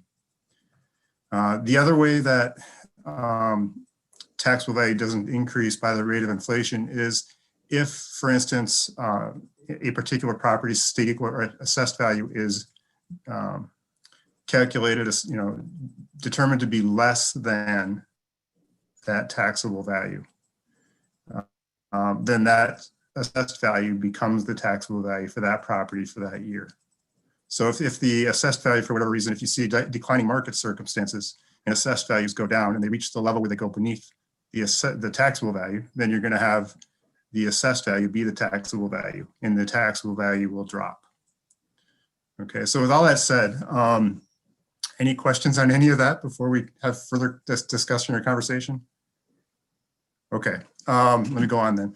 So on the first page of the taxable value forecast here, you've got a listing of about 20 years of SEV or assessed value growth and taxable value growth for the two main classes of real property in the city, being residential and commercial. And you can see that for the most part, they've gone up. There was obviously the hiccup in around 2008 when assessed value started to decline, and taxable value shortly thereafter also then started to decline. What's I think important to see here is on this page is to kind of keep in mind as we have this discussion is the ratio of taxable value to SEV or to assessed value. You can see that over the past 5 or 6 years, or I guess back when the housing market crashed, that gap narrowed, right? So you still had a lot of assessed values being greater than taxable value, but there wasn't very many, that the number of those had decreased. Those situations had decreased. Now under normal market circumstances, again, over the last 4 or 5 years, what you see is that gap growing. So the ratio of taxable value to SEV, you see the taxable value becoming less and less of the assessed value each year. And I think Jill's kind of pointing to those there, or maybe, yes, that column. So what that means, I guess, is even if you have, let's say, the sky is not falling in terms of property values at this point. I guess that's my overall message. But even if the sky was falling this year, you would see assessed value go down, but you wouldn't necessarily see taxable value going down because of that gap there in that second column on the right.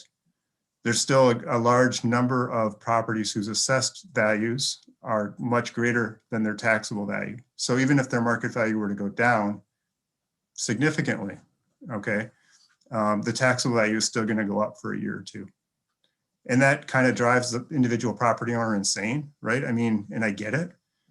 If your property value is falling, yet your taxes or your tax liability is going up, people scratch their head and they get very upset about that. I understand that. Kind of the answer to that is that, well, what we're talking about here is the mechanics of Proposal A. And if Proposal A were not in place, that taxable value that they're still paying, it's still less than the assessed value, they wouldn't be paying on that. They'd be paying on their assessed value like they did before Proposal A, which was at a higher value. So I guess with that said, this first page kind of gives an overview of assessed and taxable value growth for residential and commercial properties over the last 20 years or so. And Joe, if you could go on to the next page. Okay, so that first page then is kind of the foundation for how we determine market adjustment as part of the taxable value forecast. So there's kind of two components of the taxable value forecast. The first being that you have existing property and that the value of that existing, I guess, real estate is going to change from one year to the next. Even if people don't make any physical changes to their property, market circumstances change and property values typically grow from one year to the next under normal market circumstances.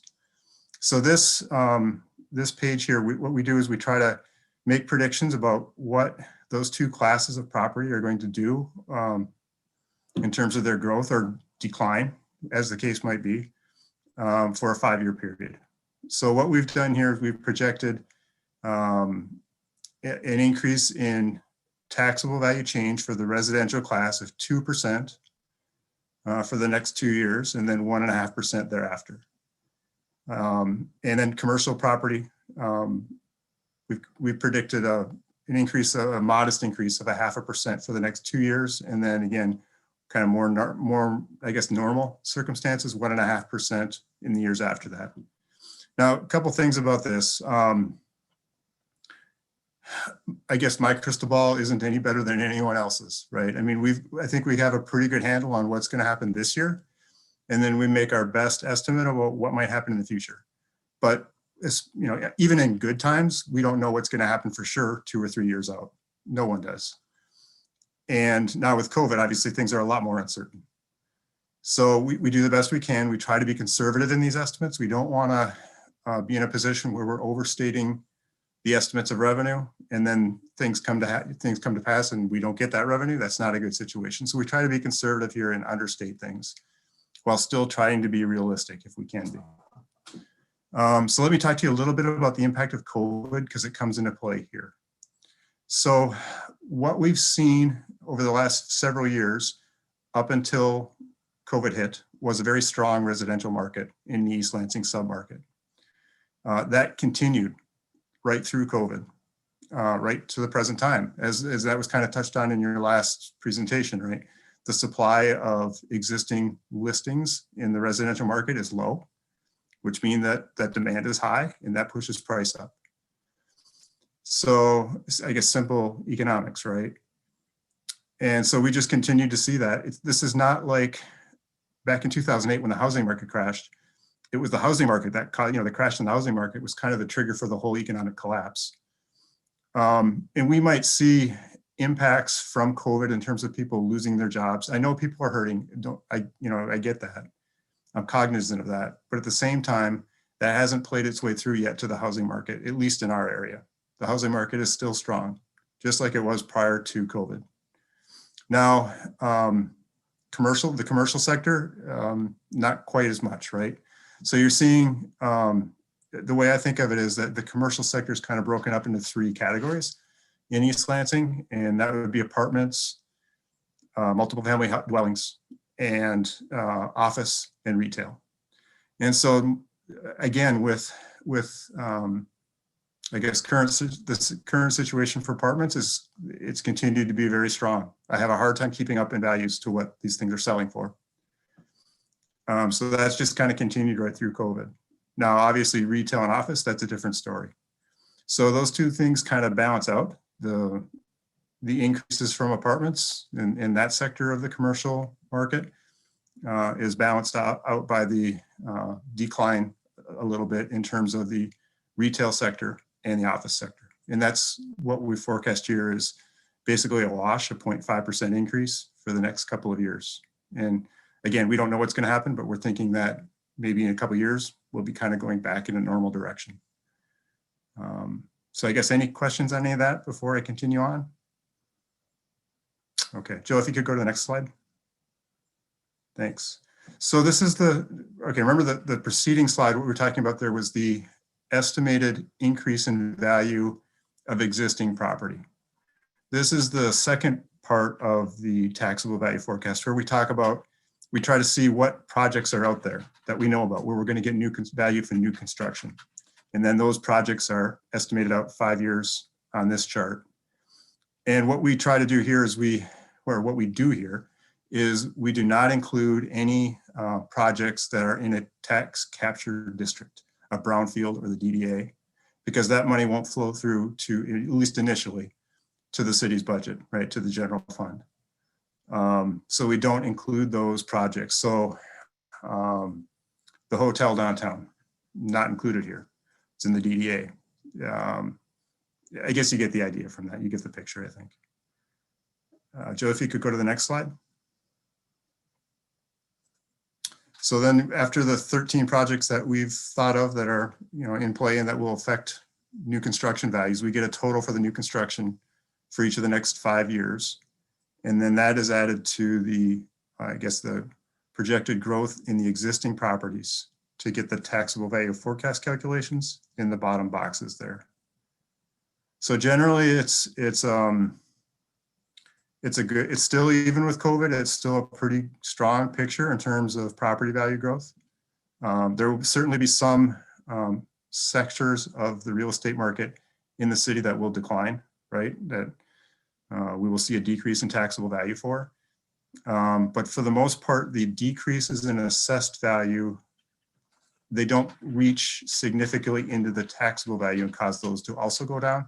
So you're still seeing some taxable value growth in the commercial sector. And then on top of that, you still got a very strong residential sector. What else can I say about COVID? One thing to keep in mind about COVID is I understand people are hurting. There are people really going through it, businesses going through it. I get all of that. But if that's a different thing than the real estate value, right? So if somebody is running a business and they're in a strip mall and they go out of business, perhaps it doesn't mean that the value of the strip mall is nothing, right? It's still going to have value, even though the value of the business that's there just failed.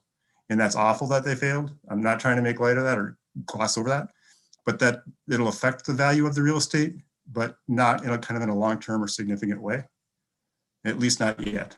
And that's, I guess, where I can wrap it up unless there are any questions. Typically people eyes start to glass over when I talk about this stuff. I get it. It's not super fun.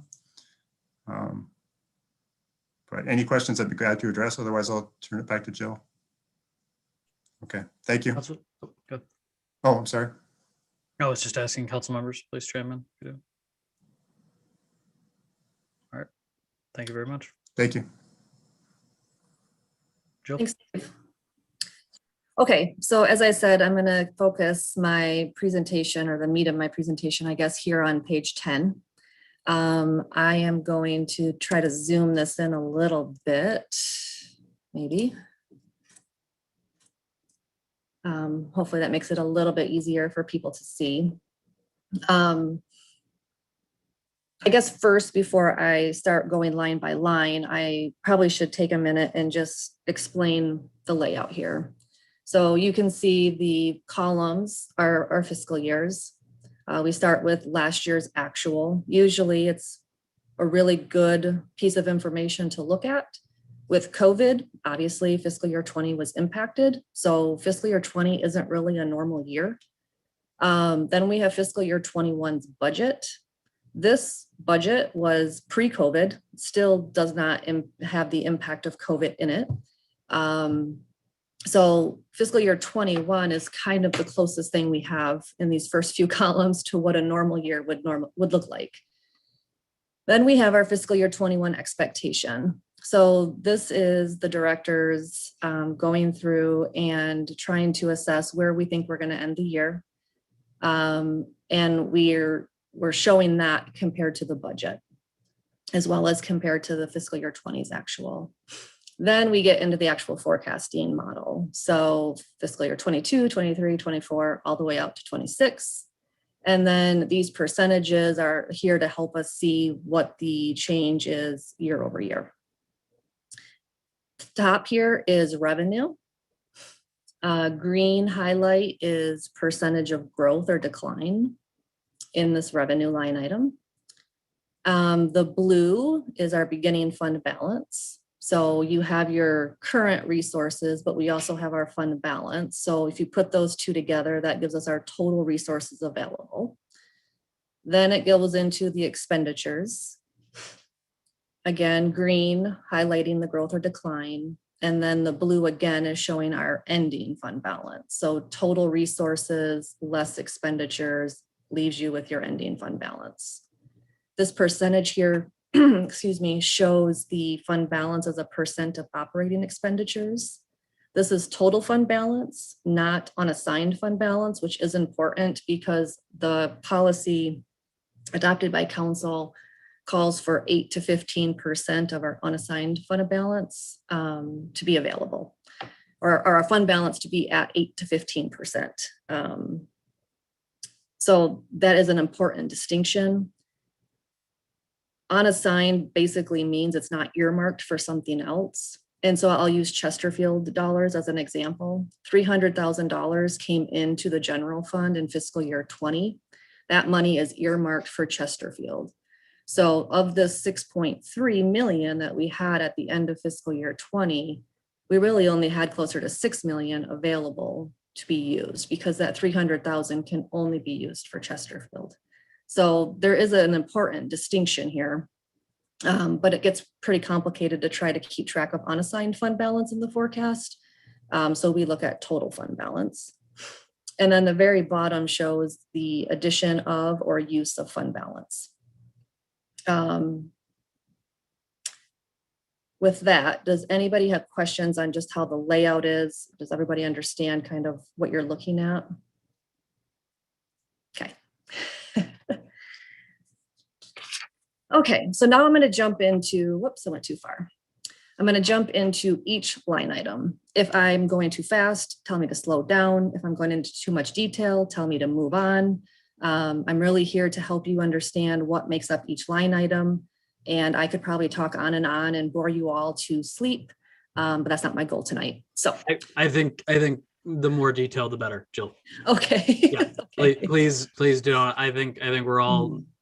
George is laughing. He's like, "Oh, you're going to regret." Yeah, you're gonna regret No, that. I don't believe I am. I think the more detail, the better. I think these are a lot of the questions that we've been asking over the past couple of months. So.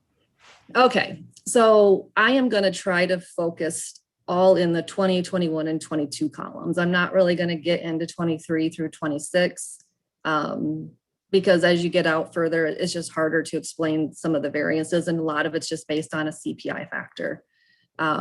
So with that being said, I'm going to jump right into property taxes. Property taxes are based on the values that Dave just talked about. So when we do our forecast for fiscal year 22, this $14.2 million, it's a pretty good number. We don't really expect this to change much between now and when we present the budget to you. Dave is refining his numbers and going through all these processes, but he's very gifted at projecting and have not really had significant changes from forecast to budget. So we take the values, we apply the millage rate. Important to note, we're assuming the millage rate stays at 12.5362, which is our current operating millage rate. So Dave mentioned it's a 1.4% CPI. We have all the development stuff that we're factoring in, and that is resulting in a 1.8% increase in revenues. Now, I'll remind you that fiscal year 20 was the first year that we had this reduced property tax level. So if we had 19 here, it would have been closer to 17 million. But with the income tax in place, it's now that lower amount. So we went from a 17.5362 millage rate to a 12.5362 millage rate. So just kind of some history on that line item. Transfers from income tax. So again, a new line item in fiscal year 20. I think you all have heard me say that income tax gives me heartburn. It's new. Not only have we only had 1 year of experience, but it was also during a pandemic. We are now taxed with trying to figure out how that pandemic is going to impact our income tax revenues. We know that we expect, I guess, that refunds will be much larger for 2020. Also for 2021, considering people are still working remotely. Unemployment is not taxable at the city level. So any resident with unemployment income, that's not taxed at the city level. It is taxed at the state and at the federal level. But that working remotely is a huge variable here. I will remind you that the transfer from the income tax is just that. It's a transfer from a whole separate fund. So we have an income tax fund, which you will see at budget time, that houses all of the revenue from the income tax.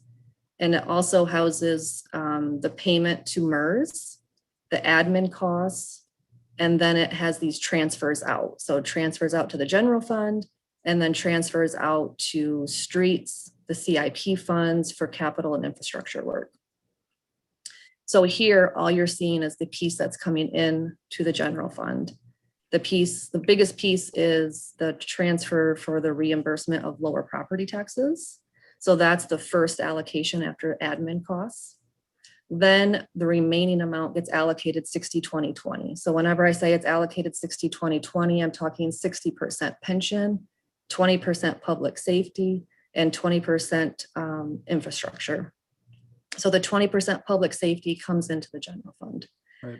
Those are the two pieces that you're going to be seeing here. And if you look in that detail, there's two separate lines on that back line, on the back schedules. And I would assume that the jump in the budget and the expectation was just via the return that we actually had on the income tax and that effect on the effective number that we saw in our public safety transfer, correct? Yeah, well, so what's happening here is your finance director was very conservative. And in fiscal year 20, We like that about our finance director. I had to estimate of where I thought the year would end. In a normal, okay, so tax years are calendar years, our fiscal years are July through June. So trying to match up a calendar year and a tax or fiscal year and a tax year are very difficult. On top of that, normally income tax returns are due April 30th. In 2020, for 2019, tax returns got extended to being due in July. So I had to make some very rough estimates of where I thought we were going to come in. We did much better than I expected. We had lower refunds than I expected, and we collected a lot more with returns than I expected. So I was basically taking the data I had, making some assumptions on returns, and those assumptions were not the best. So we had more money coming in than what I expected. So I only allocated, I think, around $10 million. We ended up being closer to 13.6. Okay. So now I have that carryover dollars that I should have allocated last year, and I'm now allocating that in fiscal year 21. So that's why you're seeing this large increase in fiscal year 21. Now, if we didn't have those carryover dollars, we would probably be coming in pretty darn close to what I budgeted. Okay. So either I'm a genius and I knew COVID was going to happen, or I was just ultra conservative and it's a huge coincidence. But with that being Whichever one makes you feel better. We appreciate it. Right. With that being said, we do think 21 is going to come in much higher because of that carryover dollars. Right. I think I'm still being safe. I don't want to say overly conservative because that's not my goal. But I do feel like I'm being safe in my assumptions on refunds. I am making some significant assumptions of people working remotely, and that all of those people are going to allocate their wages. Okay. So we'll find out, right? Taxes are due April 30th. We should have a good sense of this by mid to late June. Not soon enough to really help us from the budgeting side, but a sooner picture than what we had with the 2019 tax year.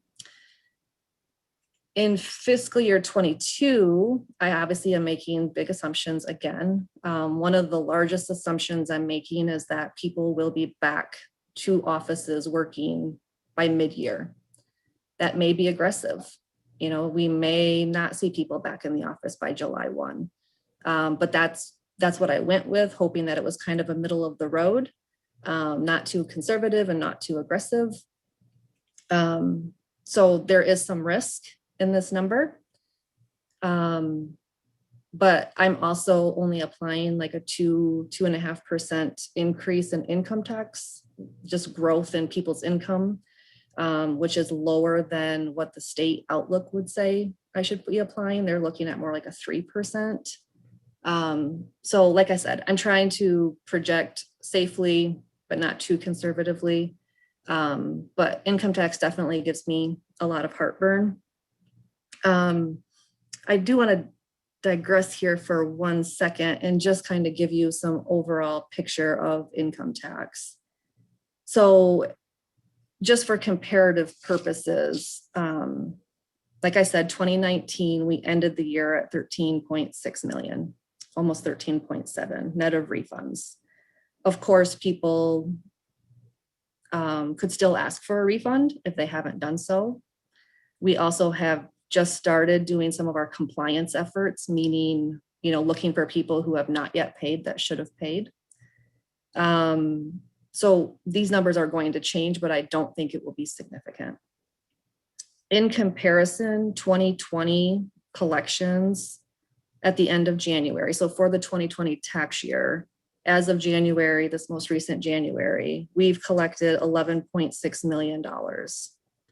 If you compare that to the 2019 tax year at the end of January, we had collected 11.59 million. Now the makeup is slightly different.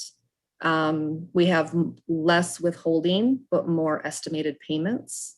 What does that mean? Withholding is down because of probably of unemployment, less workers in the workforce, but estimates are up because in the first year, people did not have to make estimates. They could wait and pay with their return.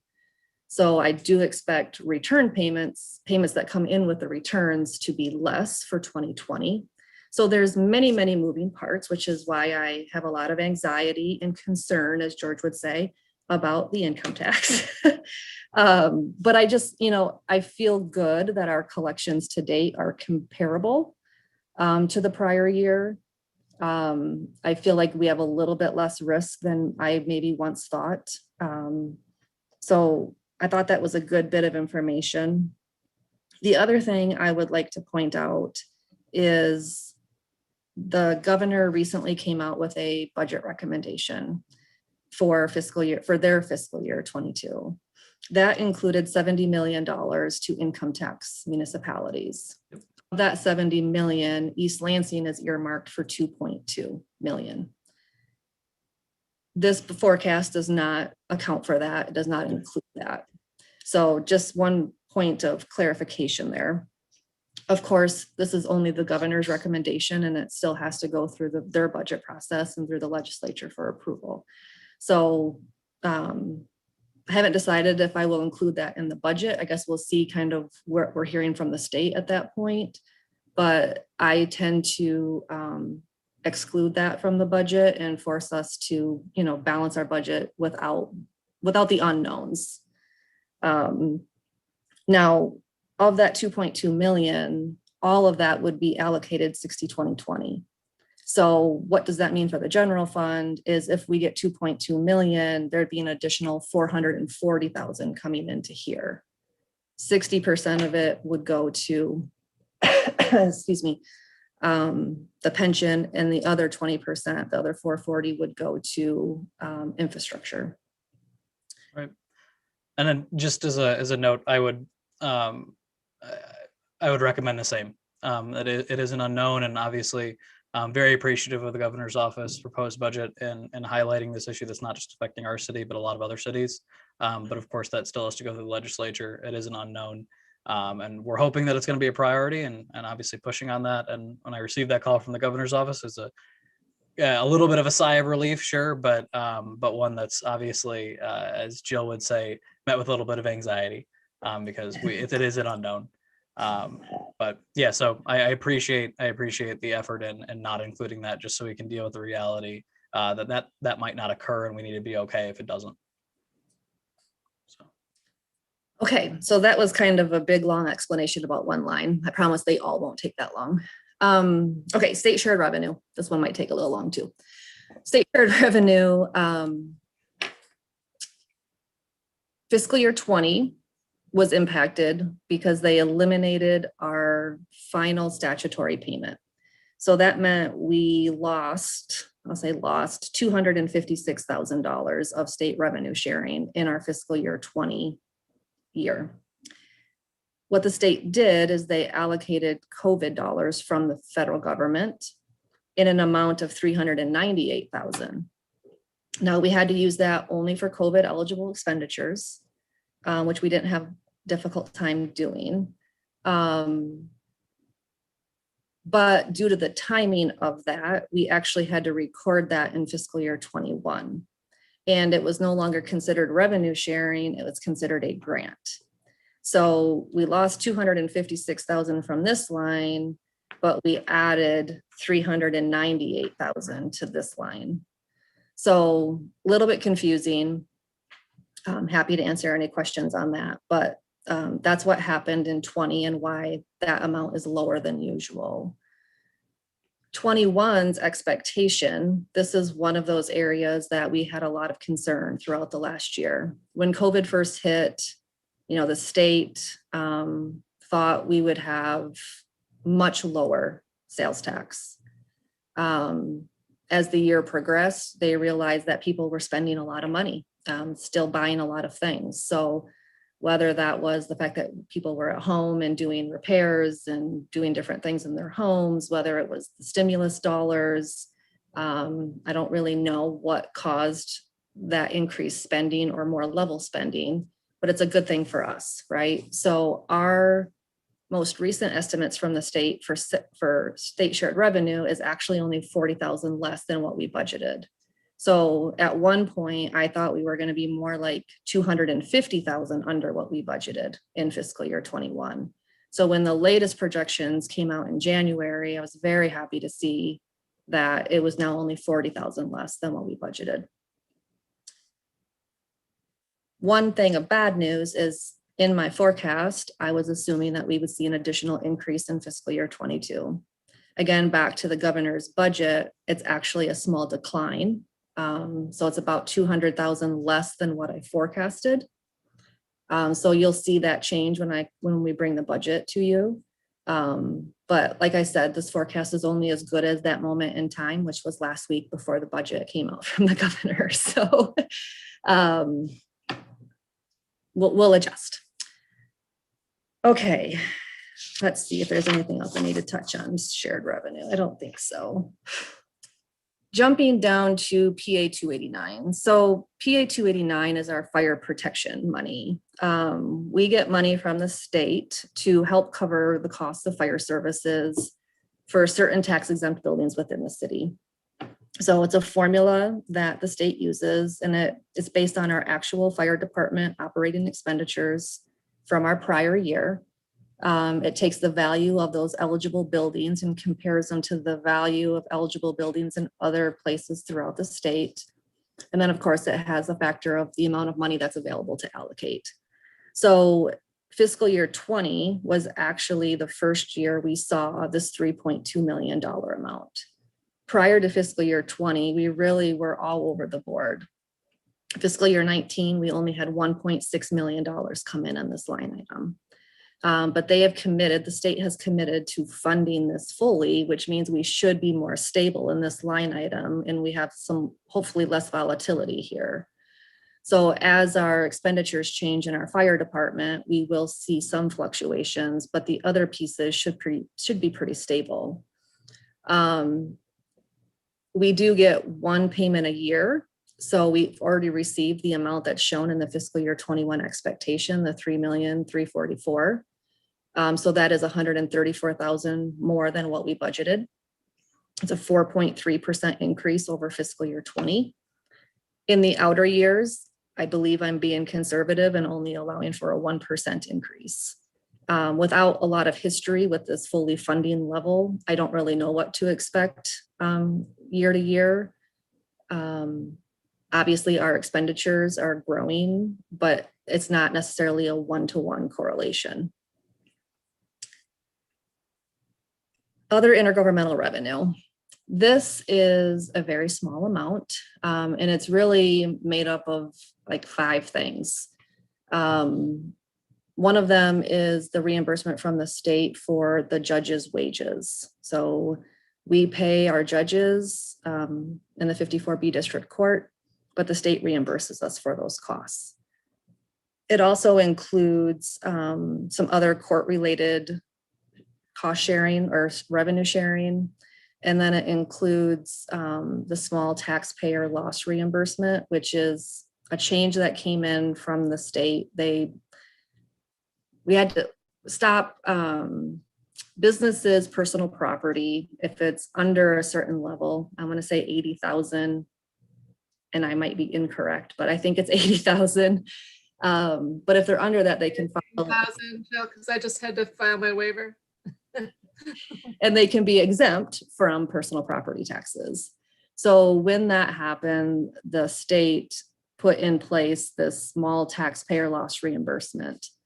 So we were getting about 40,000. It's now decreased to about 30,000. Also in that line is a cost sharing arrangement we had with MSU and Meridian Township related to 911 dispatch legacy costs. So that actually ends in fiscal year 23, which is why you see, ends in fiscal year 22, which is why you see this decrease in fiscal year 23. It's $19,000 a year is what we get from those two. Franchise fees. So this is the BWL franchise as well as cable franchise. BWL has seen increases over the last few years since we've had it, but cable continues to decline. So as you might imagine with things like Netflix, Hulu, and all the other ones that I probably don't even know exist, we've seen a decline in the amount of cable franchise revenue because it's based on their sales, right? So we get a percentage of their fee or their charges to their customers. So I'm just applying a CPI factor in these outer years. Moving on. Oh, sorry, go ahead. Is cable, is that just Comcast then? It is Comcast and AT&T. Okay. All right. And is Wi-Fi somewhere on this list or no? Like a franchise for Wi-Fi, or do you mean? So I saw a cell tower and I see the cable, and so I'm just wondering, does Wi-Fi fall somewhere? Yeah, we have no revenue from Wi-Fi. Cell tower is, we had cell tower leases, meaning people were putting cell towers on our property or on our water towers. And so, oh man, 2011 or 2012, I can't remember what year, we actually sold those leases. And so from an accounting rule perspective, we have to recognize that revenue over the life of the lease. Even though we got all the money up front, we have to recognize it over the life of the existing lease. So that's kind of a revenue recognition criteria. But yeah, there is nothing in here for internet/Wi-Fi type of revenue for the city of East Lansing. Okay, moving on to licenses and permits. We break it out here for building and engineering. You can see these are holding pretty steady from year to year. We've had lots of bigger developments. We do break out the revenue based on when we think. So like a project that lasts 4 years, we take that fee that's paid up front and we have to recognize that over 4 years, which helps it stay a little bit more stable. We do allow for a slight decline in the next couple of years, but obviously it's all dependent on the activity happening in the city from a construction perspective. Under housing, you're going to see some blips here. Fiscal year 20 was impacted pretty greatly by COVID. So when COVID hit, we stopped doing inspections. We weren't going into people's homes or apartments or what have you. So now in fiscal year 21, we're trying to make up all those inspections that were canceled. So fiscal year 21, seeing a jump in the expectation because we're fitting in, 3 months worth of 20 as well as all of 21's activities. In fiscal year 22, we're kind of backing it down back to a normal year, assuming that we have just 1 year of activity in there. I will say that 21 and 22 both include the new developments, meaning there's more rental units in the city. Business and restaurant licenses, you can see in fiscal year 20, it's minimal. This is due to the city waiving the fees back in the spring and summer to help our local businesses.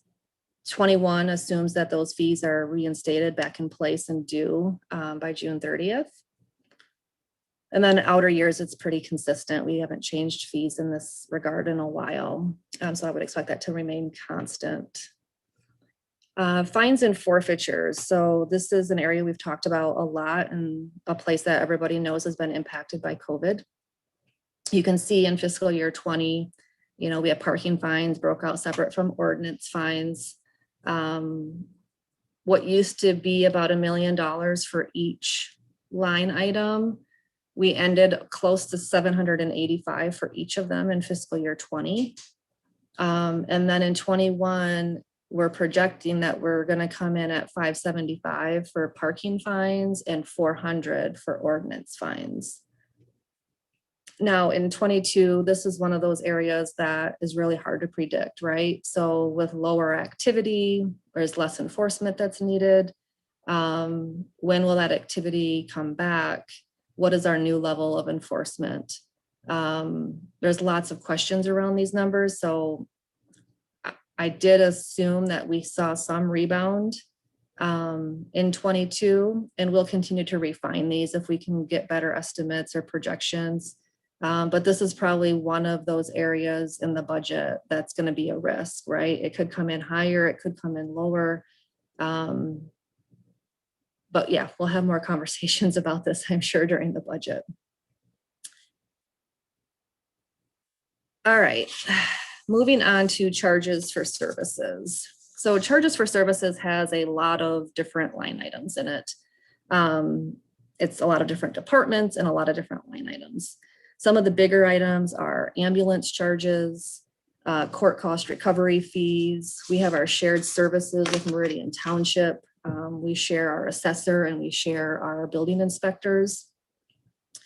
It also includes services provided to MSU, whether it's police or fire services. All of those are in there. And then, like I said, if you want to see the detail, pages 16 and 17 of the forecast will show you all those different details. Couple of the places that have been impacted by COVID and why we're seeing this big decline in 21 is ambulance, right? Less people, less activity, less ambulance runs. Our services to MSU. There were no police and fire services for football. There were very little activity just in the city in general that MSU would normally ask us to help them with, and then they would reimburse us for those costs. And then also court costs. So as our ordinance and parking fines have gone down, the related court costs have gone down. So, yep, go ahead. I would like to learn more about our parking fines and how that works in East Lansing and how it compares to other groups, other towns close by us. You're referring to the ticket amounts and so on? Yes, Okay. court parking fines. Yeah, I think we can go into more detail maybe during the budget sessions, and it might help to have our court administrator talk about some of that. She's very much more knowledgeable in all that than I am. So I think that might be the best approach on that one. Would that be during a discussion in our general fund discussion on the 13th then? We could put it there if that's what you would like. No, I'm fine. I just want to make sure that Councilmember Watson's questions get answered in an effective way. And so, yeah, if we could just plan to make sure that information, and she had mentioned specifically information regarding our fines versus surrounding areas, I think is important as well. So just at a budget work session in the future, I want to have that information available. Yeah, we can also get the data written to council before that, so we can prepare it. I mean, we set the council sets the parking fines, I believe, so we can get all that information for ourselves and other neighboring jurisdictions and share. Yeah, that might be good, because especially if Councilmember Watson does have some suggestions that she wants to implement, in the budget going forward. I think that, yeah, as soon as we can, that's great. Yep. Thanks. Sorry, Councilmember Watson and Jill. Here you go. That's okay. Okay, and then one other thing I'll note is in fiscal year 20, this does include the Chesterfield money, the $300,000. So the fiscal year 20 number is kind of inflated from what a normal year would be. So when you're looking at this and trying to compare to outer years, think of this as more of like a $3.1 million. So when we get over to 22, we're only at 2.6. So still quite a big decline from fiscal year 20 actual. Jill, could you expand on that number a little bit more in terms of the estimation for 22? And, I read through the breakdown, obviously, of where we, had lack in funds, obviously, this past year and the expectation, but, is this more expectation that MSU will facilitate more, use of fire services or football? Just give me kind of a run through. Yeah, the 2.6 assumes that ambulance kind of rebounds back, not completely, kind of to a level of fiscal year 20's actuals. So make maybe the normal 9 months of a year. I am assuming that there's football and basketball and all of those things, and that MSU is wanting our assistance with police and fire, and that they're willing to pay for those services. The big reason that there's still a large decrease is the court cost recovery fees. So what used to be a $650,000 line is now looking at $250,000. So that really makes up the brunt of the decrease.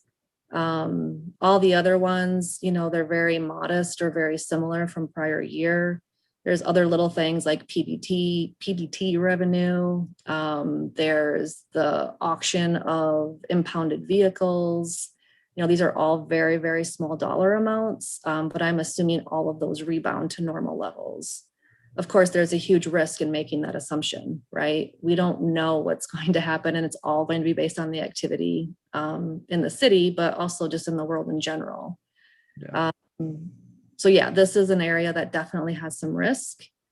And I think, fiscal year 22, our risk really isn't on the expenditure side. Our risk is on the revenue side. And so many of these things we have no control over. So, when we get to the end, and like George had mentioned, we're adding to fund balance in fiscal year 21, which is great because, if these budget amounts or projections are off, it might be the right time to allow that use of fund balance. That's why we have fund balance, right? If you don't use it in a pandemic, when are you going to use it? So our levels of fund balance are sufficient. They're not high. There's a lot of communities that are much higher than the city, but we're definitely within the range that has been set by council. So yeah, like I said, revenues is to me the risky area in the coming year because there's so many things that we can't control and we can't see into the future and know what's going to happen. Yeah, I suppose the reason why I asked for a little bit more of a breakdown of it is obviously I can see the forecast and where the money kind of increased, but maybe a little bit more info, and this is an email later, just on, I don't know where those estimations came from, right? Those course costs and fines, because I'm in the same camp as you, where I do think we are going to get to a little bit of normalcy here soon, but I don't know how soon. I don't know how fast. And so, you've always been somebody that has estimated things very conservatively. I very much appreciate that, and I don't think this year is any different. Certainly not different given all the unknowns. So I don't think that that's obviously an increase that puts us near where we were before. And I think that's a good thing. But just a little bit more info would be great. Thanks. Okay, sure. Okay, moving down to the other revenue. So other revenue is basically investment income, some internal building rent charges, and external leases. And one of those external leases is the Center City lease, right? So the ground lease with Center City development. Also in there is the cell tower lease, revenue recognition. And then we also get a small amount of money from Adams for some billboards out on some vacant property that we own.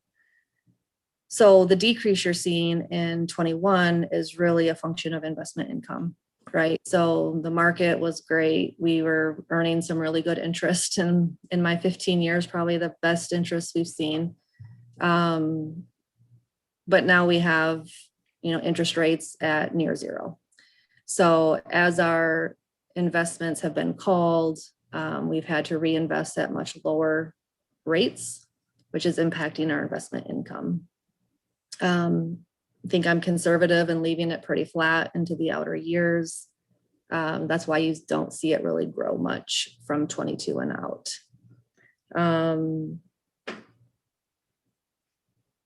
Moving down to grant revenue. Normally this is a line I kind of gloss over because it stays pretty flat. But as I mentioned in 21, our expectation is almost $2.4 million compared to a budget of $500,000. So this is $398,000 that was replaced, our revenue sharing replacement. We also got just over $1 million of public safety, public health, payroll reimbursement program, I believe is what it was called. So this helped fund police and fire wages and benefits for a period of time. And then we also got a grant for the election. So the clerk was awarded $200,000, which helped pay for miscellaneous items, but a variety of items for the election. It bought equipment, it bought different supplies, it helped pay some of the wages for the election workers. Then we also got a few other smaller grants. I think police and the court both got additional COVID-related grant dollars that are included in here. Also in here are our normal grants. So we normally have CDBG grant dollars for sidewalk replacement. We also have the specialty court grants. We have the sobriety court, the veterans court, and the drug court. So those are kind of the normal grant dollars that we're seeing. And then police and fire always have some different small miscellaneous grants.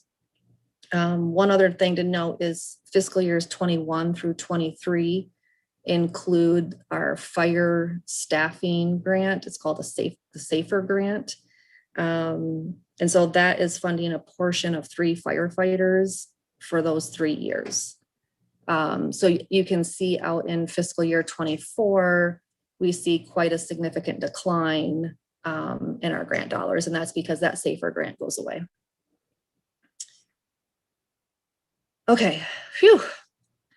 So total revenue in 22 is decreasing 2.1% if you compare it to 21's expectation. If you compare it to 21's budget, it's actually declining by 1.6%.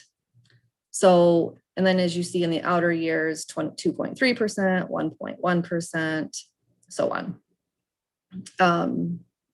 Any questions on revenue before I jump to the next section? Councilmember Streifler, just chime in. All right. Great. Diddy. Okay. Moving on to expenditures. We break out personnel services and into quite some detail. I will say personnel services for fiscal year 22 are good numbers. They're precise numbers because we go through what's called position budgeting. We utilize our payroll software and we take live payroll with our actual employees, with their actual wages and their actual benefits. And we put it into this position budgeting module. We apply a COLA, which for 22, we're applying a 2% cost of living adjustment. If I start using acronyms and you don't know what I'm talking about, yell at me. We also put in there any planned step increases, any planned retirements, or any other adjustments that we know about. So generally, these numbers remain pretty consistent going into the budget. We will make minor changes along the way. We may remove positions. We may change things in positions. That's all kind of the process from forecast to budget. So like I said, fiscal year 22 includes 2% cost of living. That's based on the 4 union contracts that are in place through fiscal year 22. We do have 3 union contracts that expire on June 30 of 2021. And of course, those are then subject to negotiations, but this assumes that all employees are receiving a 2% cost of living adjustment. You can see in 20 and 21 that our wages are a lot lower. So this is due to some of our decisions when COVID hit, right? We participated in the work share program through the state of Michigan. That helps save money in both fiscal year 20 and in fiscal year 21. Positions that were vacant have been held vacant for extended periods of time if possible. So most of the savings that you're seeing is due to position vacancies. There is a small amount in there from that work share program. The fiscal year 22 budget allows for all those positions to remain. So those positions that are currently vacant are now placed back into that fiscal year 22 budget. And we can go through more of that detail. There's actually like a big personnel spreadsheet table in the budget document that you'll see that might help you kind of get a better picture of what each department is made up of. And honestly, if you want a head start, you can look at last year's budget because that table's in there as well. And I don't think we're making any significant changes except for within the police department and the realignment with the social workers and the neighborhood specialists.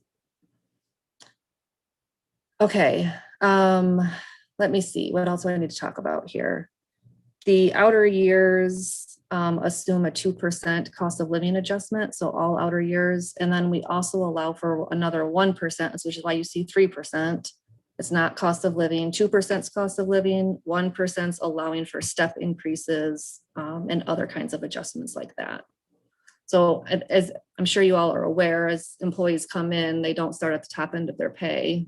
Generally, they start at the lower end and then they have step increases on an annual basis. So we're allowing for those changes. Moving down to retirement. Retirement on this line is our defined benefit pension plan. And I know I'm going to say DB plan or DB, and that means defined benefit pension plan. So if you hear me say that, I'll try my best not to, but I'm sure I will. It also includes our hybrid, which is a combination of defined benefit and defined contribution, which is what all new hires go into. Outside of police and fire, I should clarify. And then we also have some employees that are in a straight defined contribution plan. So all of those costs are shown here in this line. The majority of it is the defined benefit plan. The defined contribution or hybrid side really follows wages, right? Because it's a percentage of pay. It's not a pension plan, so it's kind of a set dollar amount. On the pension side, MERS continues to make assumption changes. So we knew that these were coming. These are not a surprise to us. Fiscal year 22 is projected to have a 10.4% increase. So these are numbers that they've already given us. That number probably won't change between now and the budget. It's a large increase, right? But it's because our investment rate of return is dropping from 7.75% to 7.35%. So that means they assume we're going to earn less interest, which means we're going to have less money in the pot, which means we need to pay more in. They're also changing the wage inflation factor from 3.75 to 3, which actually helps us a little bit. But that's what's causing that increase. In fiscal year 23, we're seeing another large increase. And that is because the demographic assumptions are changing. So primarily the changes to the mortality tables. So great news for us is that life expectancy is increasing. This is based on the most recent experience study that they do. They do an experience study, I think, every 5 years. And so they make assumption changes based on that study. But the mortality tables are changing. Again, great for us as people, but not great for our pension plan. So that will increase our required contribution as well. Now, you might wonder, why am I only increasing it 0.3% in fiscal year 24? Well, that's because based on the latest ballpark estimates from MERS, assuming that we continue to make at least $5 million in supplemental pension payments, we will start to see our required contribution, which is what this line is, level out. There's a part of me that feels like that's too good to be true. I hope it's true. I use that assumption here because that's the best information I have at this point. We are committed to making these supplemental pension payments. So I think knowing that the assumption of making $5 million is a possibility, especially with the income tax coming in better than what we expected. So there is a risk out there, but it is in those outer years that, although it's important to plan for, it's not something that we have to make a decision on right this minute. So it's something we will continue to monitor. I will probably continue to ask for ballpark estimates from the actuary to kind of monitor where it's going and if that trend continues in their estimates. Question.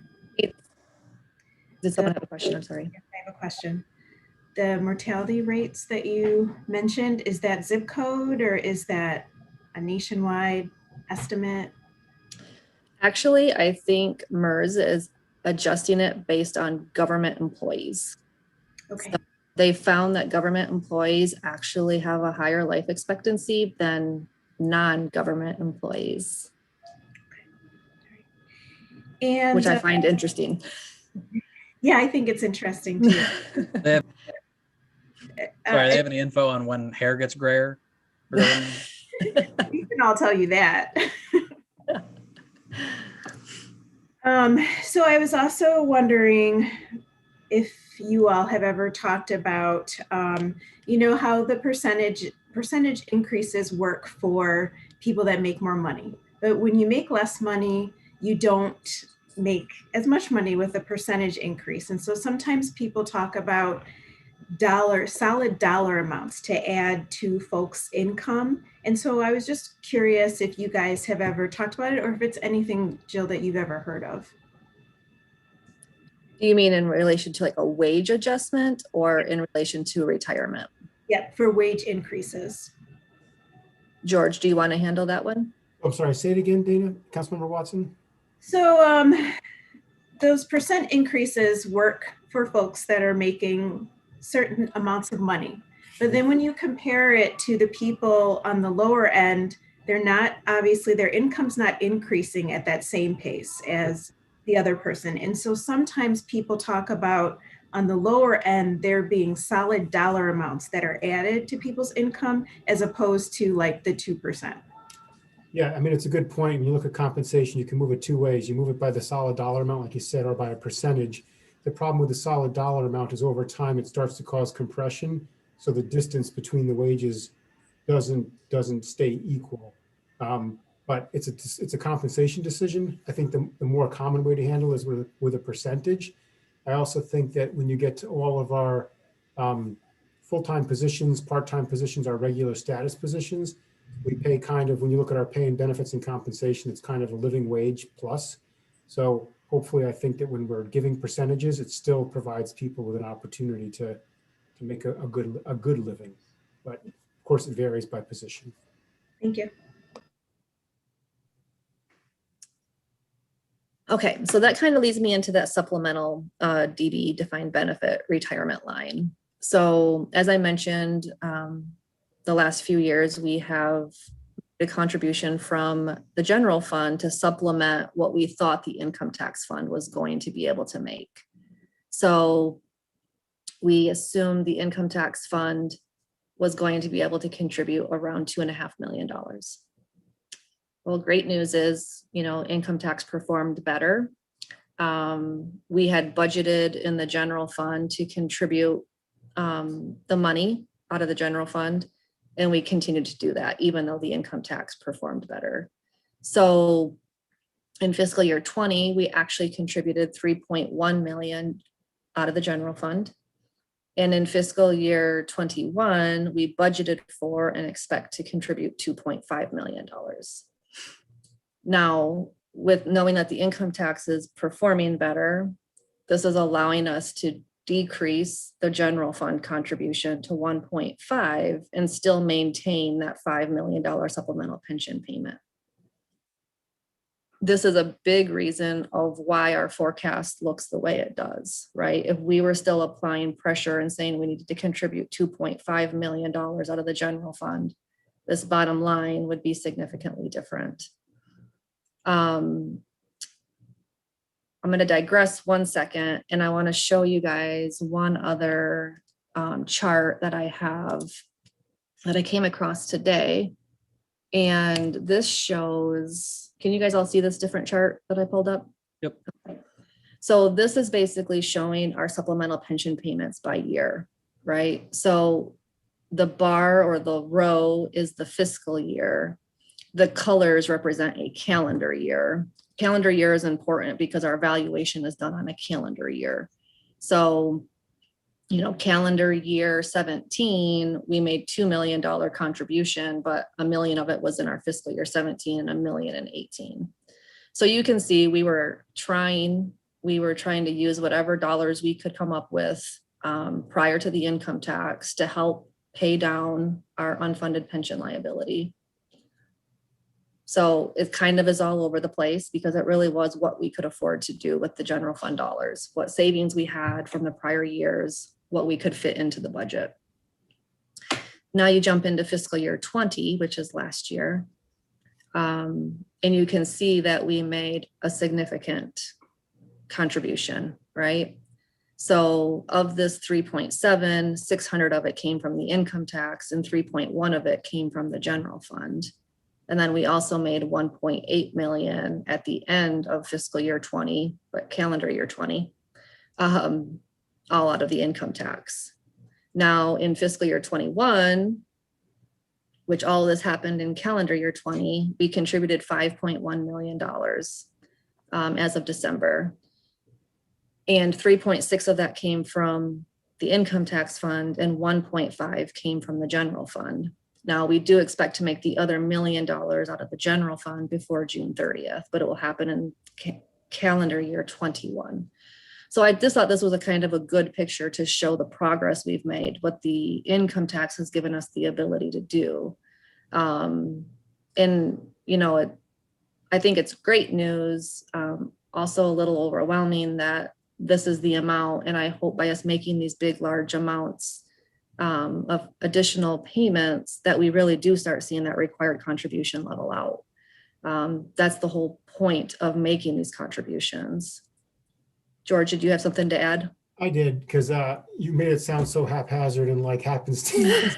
We were so successful, but for those 4 years before the income tax came into place, through careful management and lots of fiscal discipline, we made $6.5 million of payments, which is an astounding outcome when you figure what a tough period that was for the city. So the directors, staff, everyone deserves lots of credit for achieving that before the income tax came into place. So good job by all for that. But the income tax surely has accelerated this dramatically, which was the intent. So before I jump back to the forecast, does anybody have any questions on this little chart here I have? Okay. Let me jump back to the forecast. And let me zoom it back in.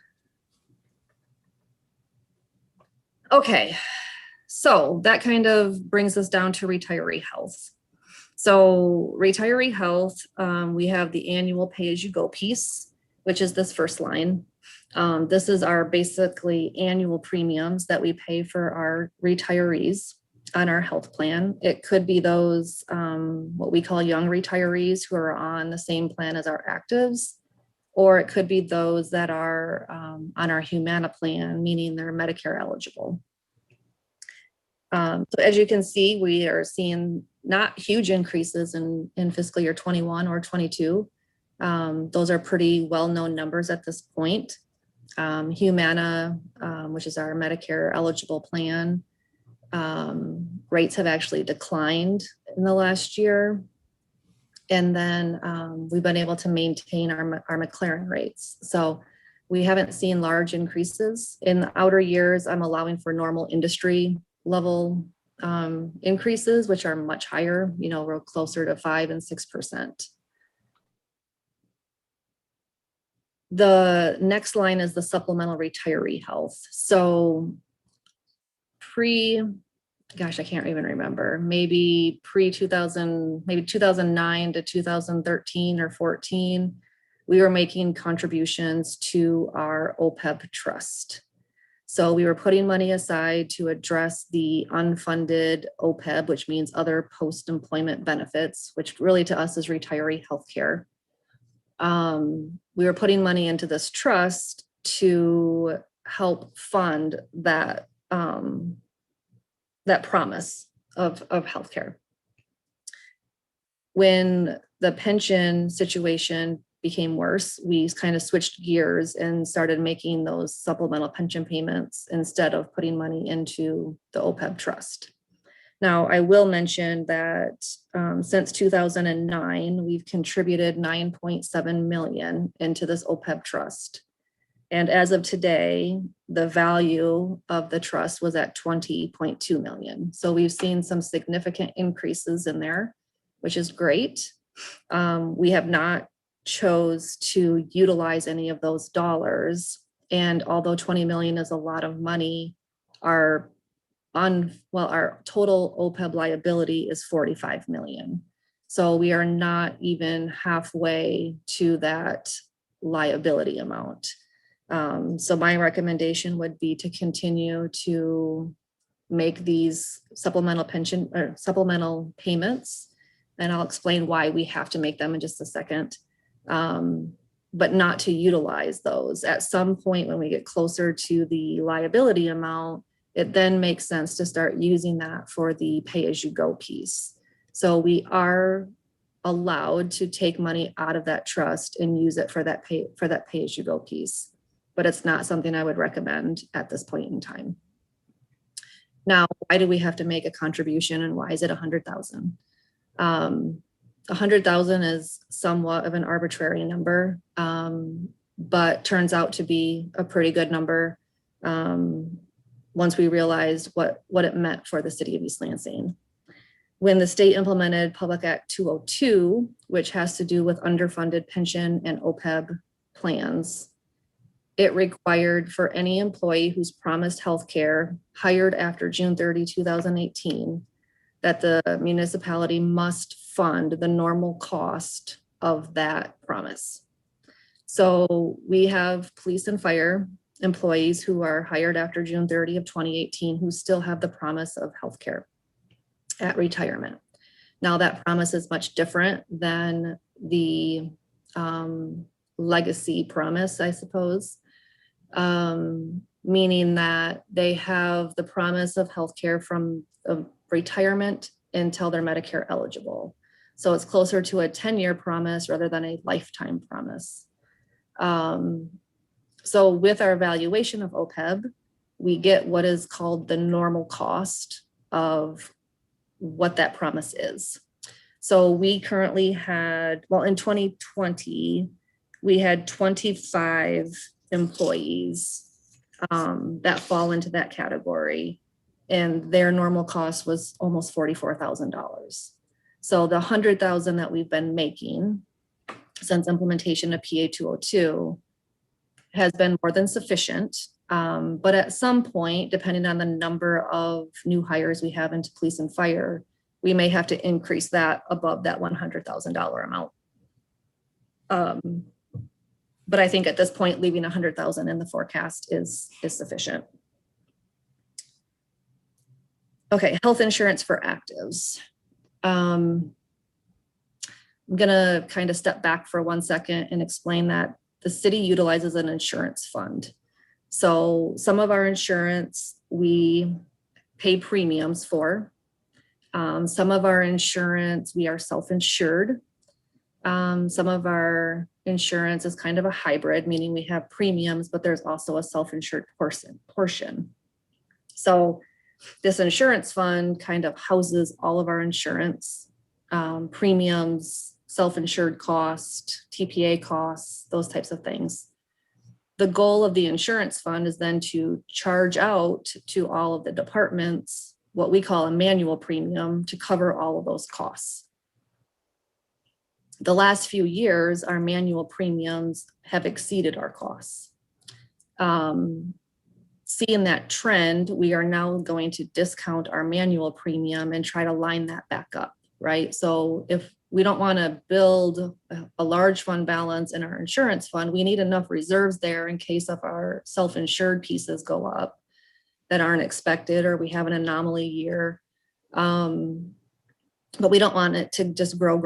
So we're going to discount our manual premiums by 10%. And that should get us kind of back in line where we're not adding to fund balance in the insurance fund. So that's why you're seeing a decrease in fiscal year 22, right? You're seeing the 7% decrease. It's not because we think our health insurance costs are going down, but it's really this function of how the insurance fund works. And the insurance fund is something you see in your budget document, just so you're aware that that is a whole separate section of the budget document. Now, in the outer years, you may think I'm crazy and why do I only have 0.5%? This is more of a function of the city falls under the hard cap. So the state of Michigan implemented some rules, and George may be able to speak much more eloquently on this than I can. But there's a public act about healthcare costs and what the employer can cover. So the city falls under the hard cap limit, follows the hard cap limit, which means that if we see a large increase in our health insurance costs, our health insurance premiums, the city is only able to absorb a portion of that and still fall under the hard cap. What that means is then the employees are actually paying more on their premium co-shares if that health insurance plan is going up.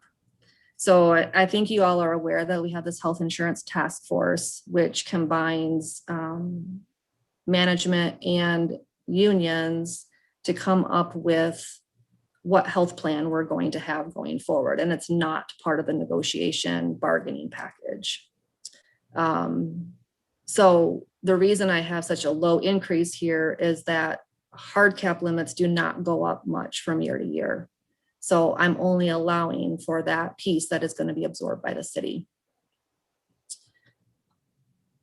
Moving on to other fringes, this is really all other benefits. It's Social Security, it's the employer side of Social Security, it's life insurance, it's dental insurance, long-term disability, workers' comp, all of those. Now, this generally follows wages because most of them are a percent of pay.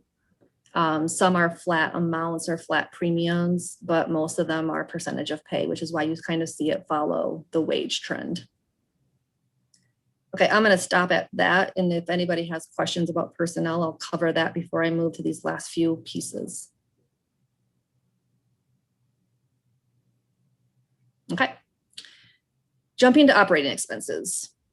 This is really everything else besides personnel, capital, and transfers, right? It's utilities, it's repairs and maintenance, it's contract services, it's office supplies, it's, what am I missing? Garage computer fees, pretty much anything else that you can think of that we're gonna have in our budget is in here if it's not personnel related, capital related, or a transfer out.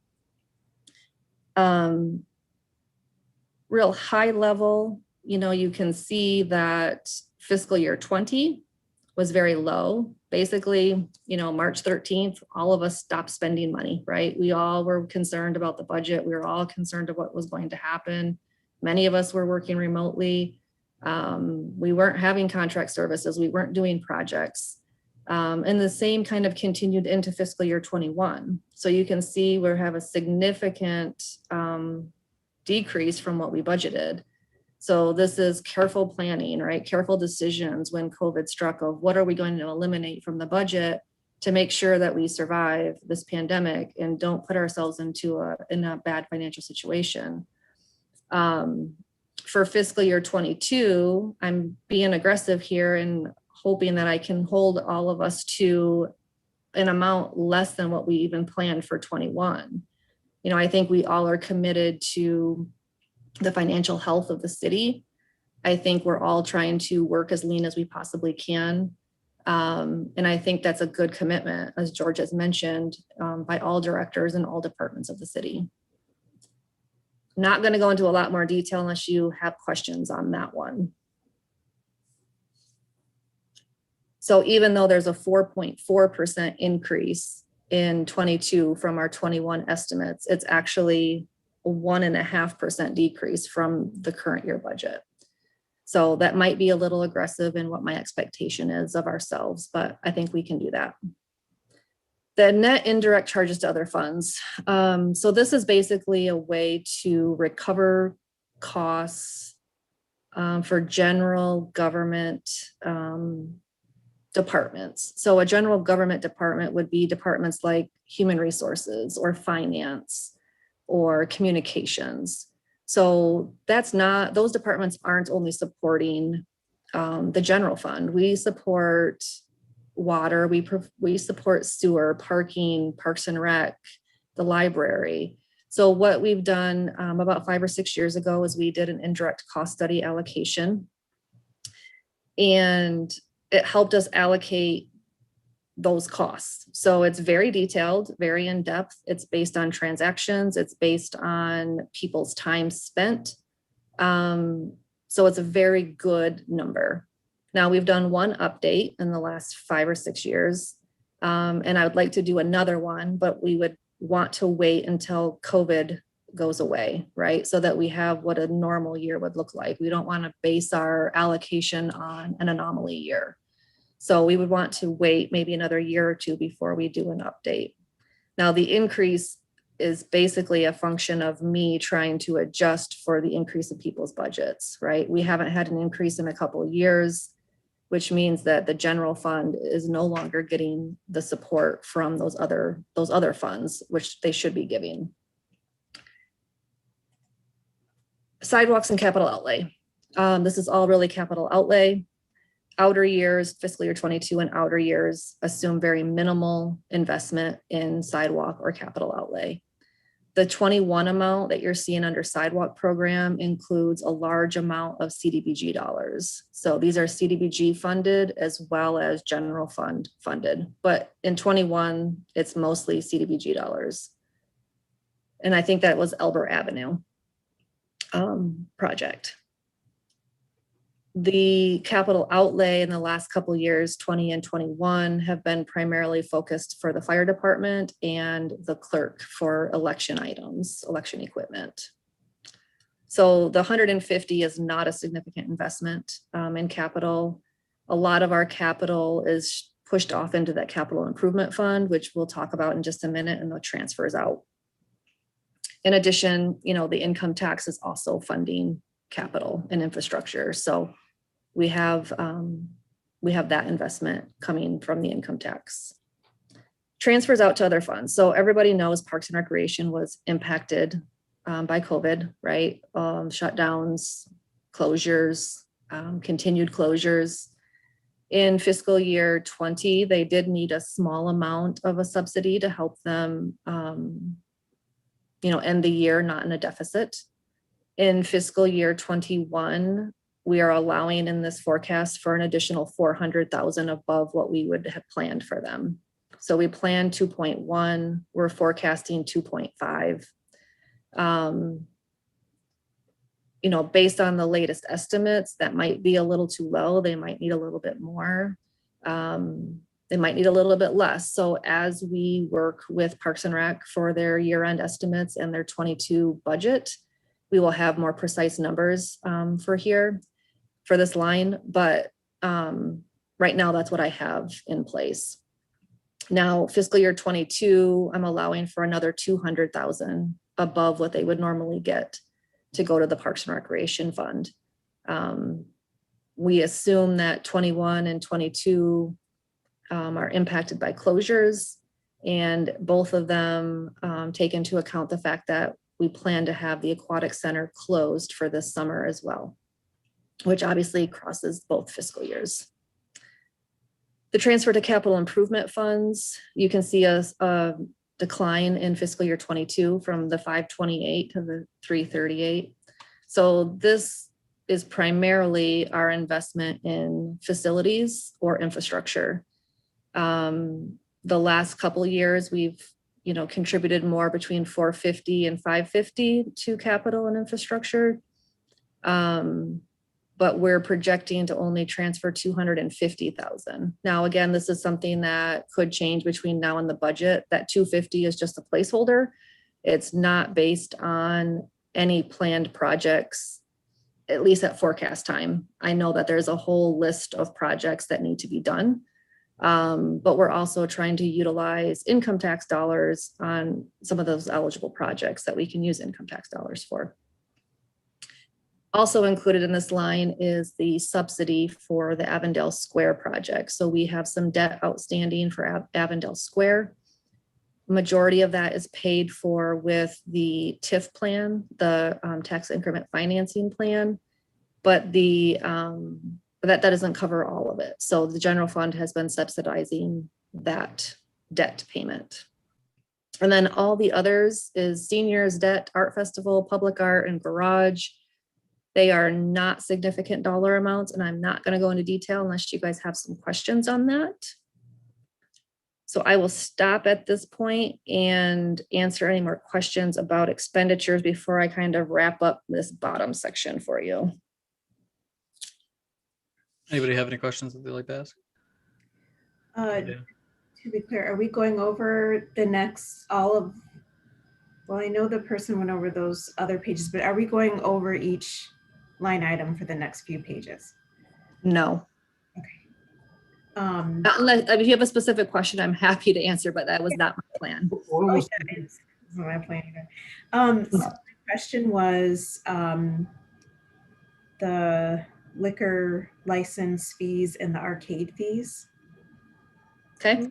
Who's the arcade? Do we have one arcade or we have more than one arcade around? I think we have one arcade. You said just one? I believe so. Yes, I can check. Also. And why is it double? Why is the fee double than like a liquor license fee? I'd have to look and see the history of it and why, if it's based on capacity or how big this place is, but I don't know at this point without looking at it. Okay, all right. And the impound lot, is that different from the towing, a person getting their car towed, or is this all the same place? The impound lot fees includes, like if someone has to, like for every day that it sits in the impound lot, there's a fee assessed for them to get it out. I do not believe that includes a towing fee, but I guess we could clarify that. Also in that line item includes the auction. So a lot of people never get their vehicle out of impound, and they hold an auction annually. And so those proceeds are also shown in that line item, which is the majority of that line item, to be honest. Okay, the impound part of it. So when my car is towed, is it towed to the impound lot, or are those two different groups of places? I think that generally it's towed to the impound lot, but we can check to find out the process for that. If it's private property or public property, but I'll check to find that out for you.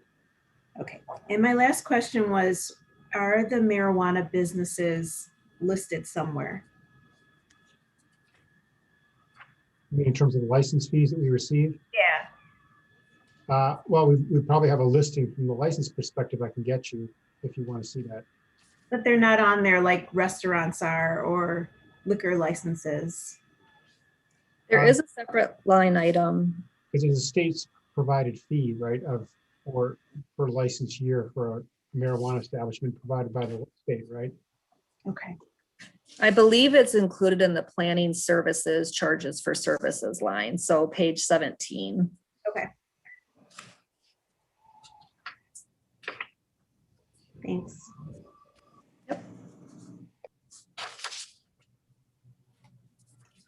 Dana, would you like, sorry, Councilmember Watson, would you like a follow-up on what those fees actually look like for us and a breakdown of those for marijuana businesses?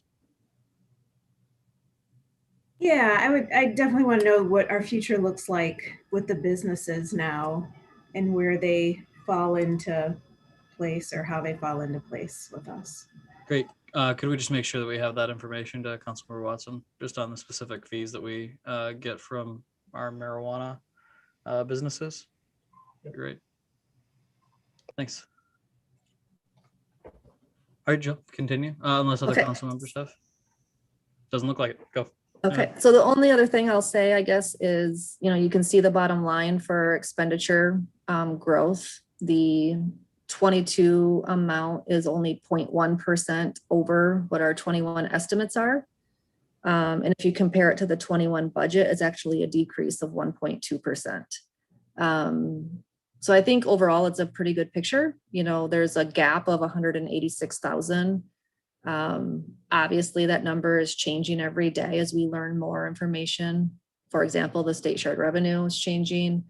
And as we refine our operating expenses and other requests from departments, that number will change. But overall, this forecast is actually very positive. It's not unusual to see those red lines or red amounts in the outer years. I think it's a positive that in the most outer year, we are still at a 9% fund balance. Like George said, this isn't anything to live and die by, especially in year 5. But still, it's a much better picture than what we had even 2 years ago. So even in the middle of COVID, it's much better than what we had pre-income tax. So I guess I will kind of leave it at that. I'm happy to answer any other questions. There's lots more to come during the budget process. Like George said, I think if there's any specific direction or, comments, we're happy to hear them at this point in time. So can you give me a little bit of a run through of that use of fund balance, expecting that 9%? I mean, are we going to continue to see a trend downwards and fund balance? And yeah, I could take that, Mayor. Is that something we should be concerned about? So we've always had, we've had it before where the fund balance is depleted. It's more usual for this type of a 5-year forecast. This gives us the general trends and direction, but we always hold ourselves a little tighter in terms of careful management to make sure we're not using fund balance year over year, unless it really has been for a planned use. So I would expect that we would be making the adjustments we need to do as things become clearer year over year, to not have us simply deplete fund balance for no apparent reason. So that would be just a part of our regular management and using the tool for that purpose. So, can you give me a little bit of a run through of kind of those planned uses that obviously there's a number of different areas where we see increases and not necessarily the same on the other side, but yeah. So the past years, our planned use of fund balance has really come from making supplemental pension or OPEB payments. Right. So it's come through one-time capital expenditures where we've made a planned use to use fund balance. That's pretty much been it. We really haven't used fund balance in any large amount for operations because that sort of signals that we're out of balance. We instead make reductions. And I would add, George, like last year we did use fund balance, right? 436,000, but that's kind of an anomaly year. You can't really look at that and say that's a normal thing, right? We had 3 months to adjust from COVID. We lost out on revenue sharing that we really got in 21. We didn't really lose it. It's just a timing difference. So yeah, like George said, I don't think we have any projected uses of planned fund balance. I think our goal would be to present a balanced budget to you in April.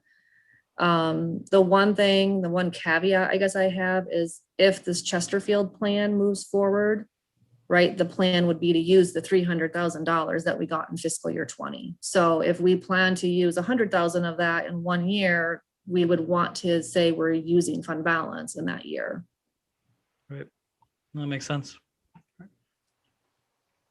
All right, other council members, do we have questions?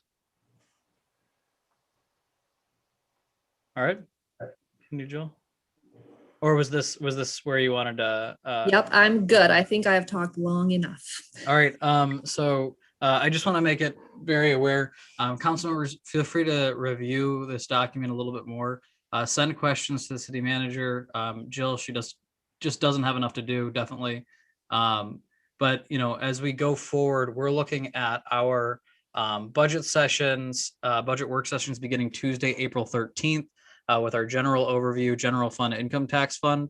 A lot of this 5-year forecast is going to lend into that. So if you have questions on specific items, specific funds, or just want to know where we are, reference our priority-based budgeting document that was, or website that was put in front of us before. Previous year's budgets are available on our website. If you want to kind of have an expectation of what we're going to see changed going forward, or if you have a specific area that you are interested in, as Councilmember Watson said, she's interested in our parking fees, right? Very specifically, and wants to know the breakout of those fees versus fees around the area. And even something as specific as, hey, why is our arcade fee this and not this? Those are all good questions to ask. And those are questions you should ask over the next few weeks. Especially because we can get those questions in front of staff before we go into our budget work sessions. Hopefully those answers can happen too. And so when we're in our budget work sessions, we can actually be, changing things that need to be changed, or we have the answers to the questions that we might not if it's a couple weeks in advance. And so I just want all council members to be aware of that. This is all really good information, but if you are having specific questions, I don't believe there is a question that is too nuanced, too specific, or too out there to ask. This is definitely our time. And so I just, again, review previous budgets, understand where staffing has been, and understand where we're at right now, to kind of ask as we go forward. So thank you, Jill. Again, thank you to your team for all the work that goes into this. I'm definitely looking forward to getting more information as the budget process progresses. Great.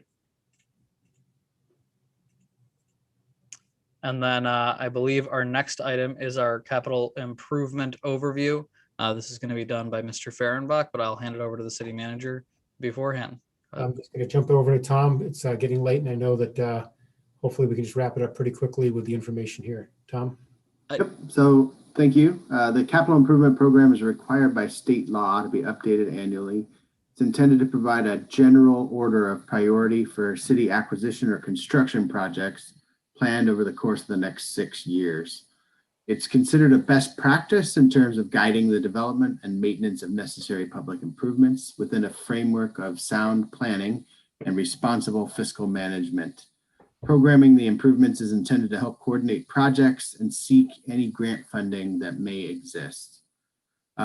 Staff has updated our inventory and needs assessment, and we are making recommendations in terms of schedule, cost, budget, financing sources, and recommendations for prioritization.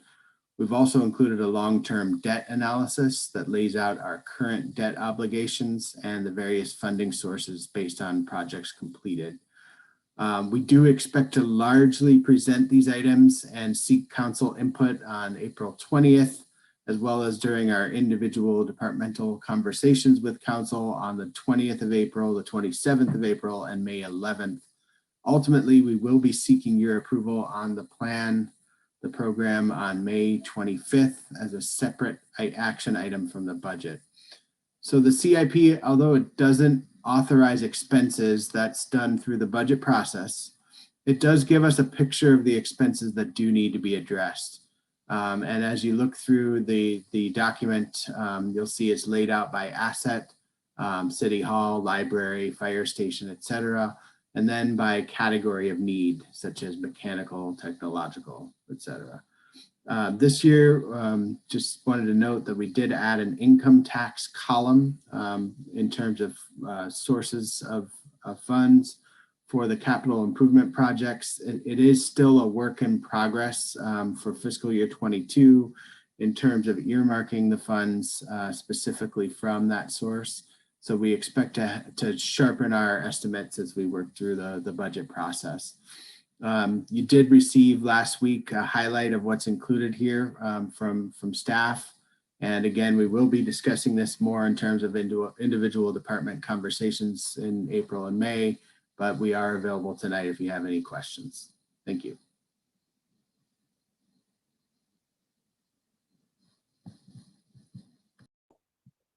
Apologize, I was muted.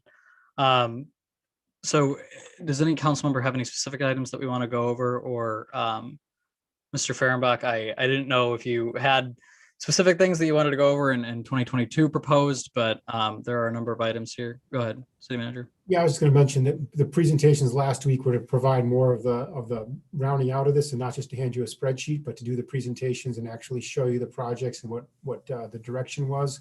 So it's kind of hard to go over a chart and in a group and get anything useful out of it. So hopefully those presentations put it into context. When you go back and look at it and what the sources are, you kind of get a sense of where we're going to be spending money. But of course, awaiting your questions and direction.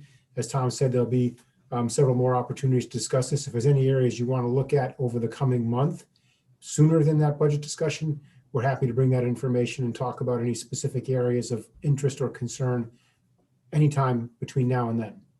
Yeah, that's great. Well, I just have a couple of things. In general, I'd love to, and I appreciate the breakdown of where the costs are actually being allocated towards what fund balance is being used to facilitate the projects. But just kind of a breakdown of when we talk about infrastructure, the comparison between infrastructure that is capital improvement projects for city facilities versus infrastructure improvements such as like roads, sewers in the region. I think that's something that's been asked by the community and something I'm always interested in. So, I know we see a kind of a cost breakdown of capital improvement projects, but I'd love to see that a little bit compared with some of our projects to repair aging infrastructure within the city. Overall, that might not be a city facility. So that's one comment that I had. Under specific projects, I don't have many, although some of these are phase 2s and phase 3s of projects that I, well, being on council for a couple of years, have seen. But any other council members have any questions specifically on these projects? Keep in mind that an email to staff at any point is something that is 100% acceptable. I just have one question. Yep. So I see the soccer complex. I remember their presentation last time and I wanted to ask them, but I see it on here now. That is it 2026 that you all plan on expanding the parking lot and the entry drive? So not till then. So I have soccer players and I've been at the soccer complex when it's been super packed and there's been cars, parked in the grass and stuff. And so from looking at this, it will be addressed in 2026. Yeah, so I mean, it's an area of concern. Parking lots are expensive, and that parking lot was never completed. There's still that sort of dirt patch to the far south, I guess it is, that's used as a parking lot, but that was never actually asphalt. Yeah. It's not in great condition, Yeah. but it's a large parking lot with a lot of asphalt. So we had to sequence it in. So library, Hannah Center needed obviously a lot of attention. So it's just one of those things. It's just it's a need, but it's just in terms of sequencing in. All right, cool. Thank you. Other questions, comments from members of council? All right. Again, just saying the same thing that I did before. This is a lot of information. There's a lot of good information here with cost breakdowns and where the money is actually coming from for these projects. If you have further questions, please facilitate those by sending them on to the city manager. These are things that we're going to be discussing in our budget work sessions coming up, but if we can get questions sooner, then we can get answers faster. So that's what I got. And I also encourage community members, if you are looking at this, and I know it's been a longer night, but do have specific questions, ask me, ask other members of council. I'm more than happy to get answers to folks. So thanks. And I apologize. There was a question earlier from a member of our community in regards to the $40,000 hybrid vehicle, and this is actually on the last presentation. So I'll ask George or maybe Jill can answer. No, I can mention it. So we actually have no general pool vehicles. And the idea here was to try to actually purchase a pool vehicle. Lots of organizations have a pool of vehicles that staff, if you have a large group of staff that have to travel somewhere to a conference, to a meeting, to not have to take a staff car, multiple vehicles, you have a city vehicle. That's what that was. We held off on the expense because of COVID. We held off on lots of expenses, and that was one we delayed. That makes sense. Is there any plans to put that in a budget in the future, or was that something that we're holding off on until? The plan is to put it when we can, but I don't know if this budget year we would recommend it or not. So we have to put the numbers together and see. And obviously, it is not the highest priority. No. So, Yeah, but that makes sense, and I appreciate that answer. All right. Any other comments, questions? All right. Thanks, everybody. Appreciate everybody's time sticking with us for what was a significant meeting, but a really important meeting. And again, just reminding everybody in the community, folks in this council, we're going into our budget work sessions April 13th, 5 p.m. Those will most likely be held virtual. First budget work session is over a general overview, our general fund and income tax fund, a really big work session. Next one's going to be, our budget and tax rate and the CDBG budget. Sorry, and that'll be actually be the city council meeting after that. But if you want to see that timeline, please go to our city website, cityofeastlansing.com, and go into finance, and you can see that timeline there. Just making sure that everybody is in the know. So thanks for your time, everyone. thank you. Good night. Yep, have a good one.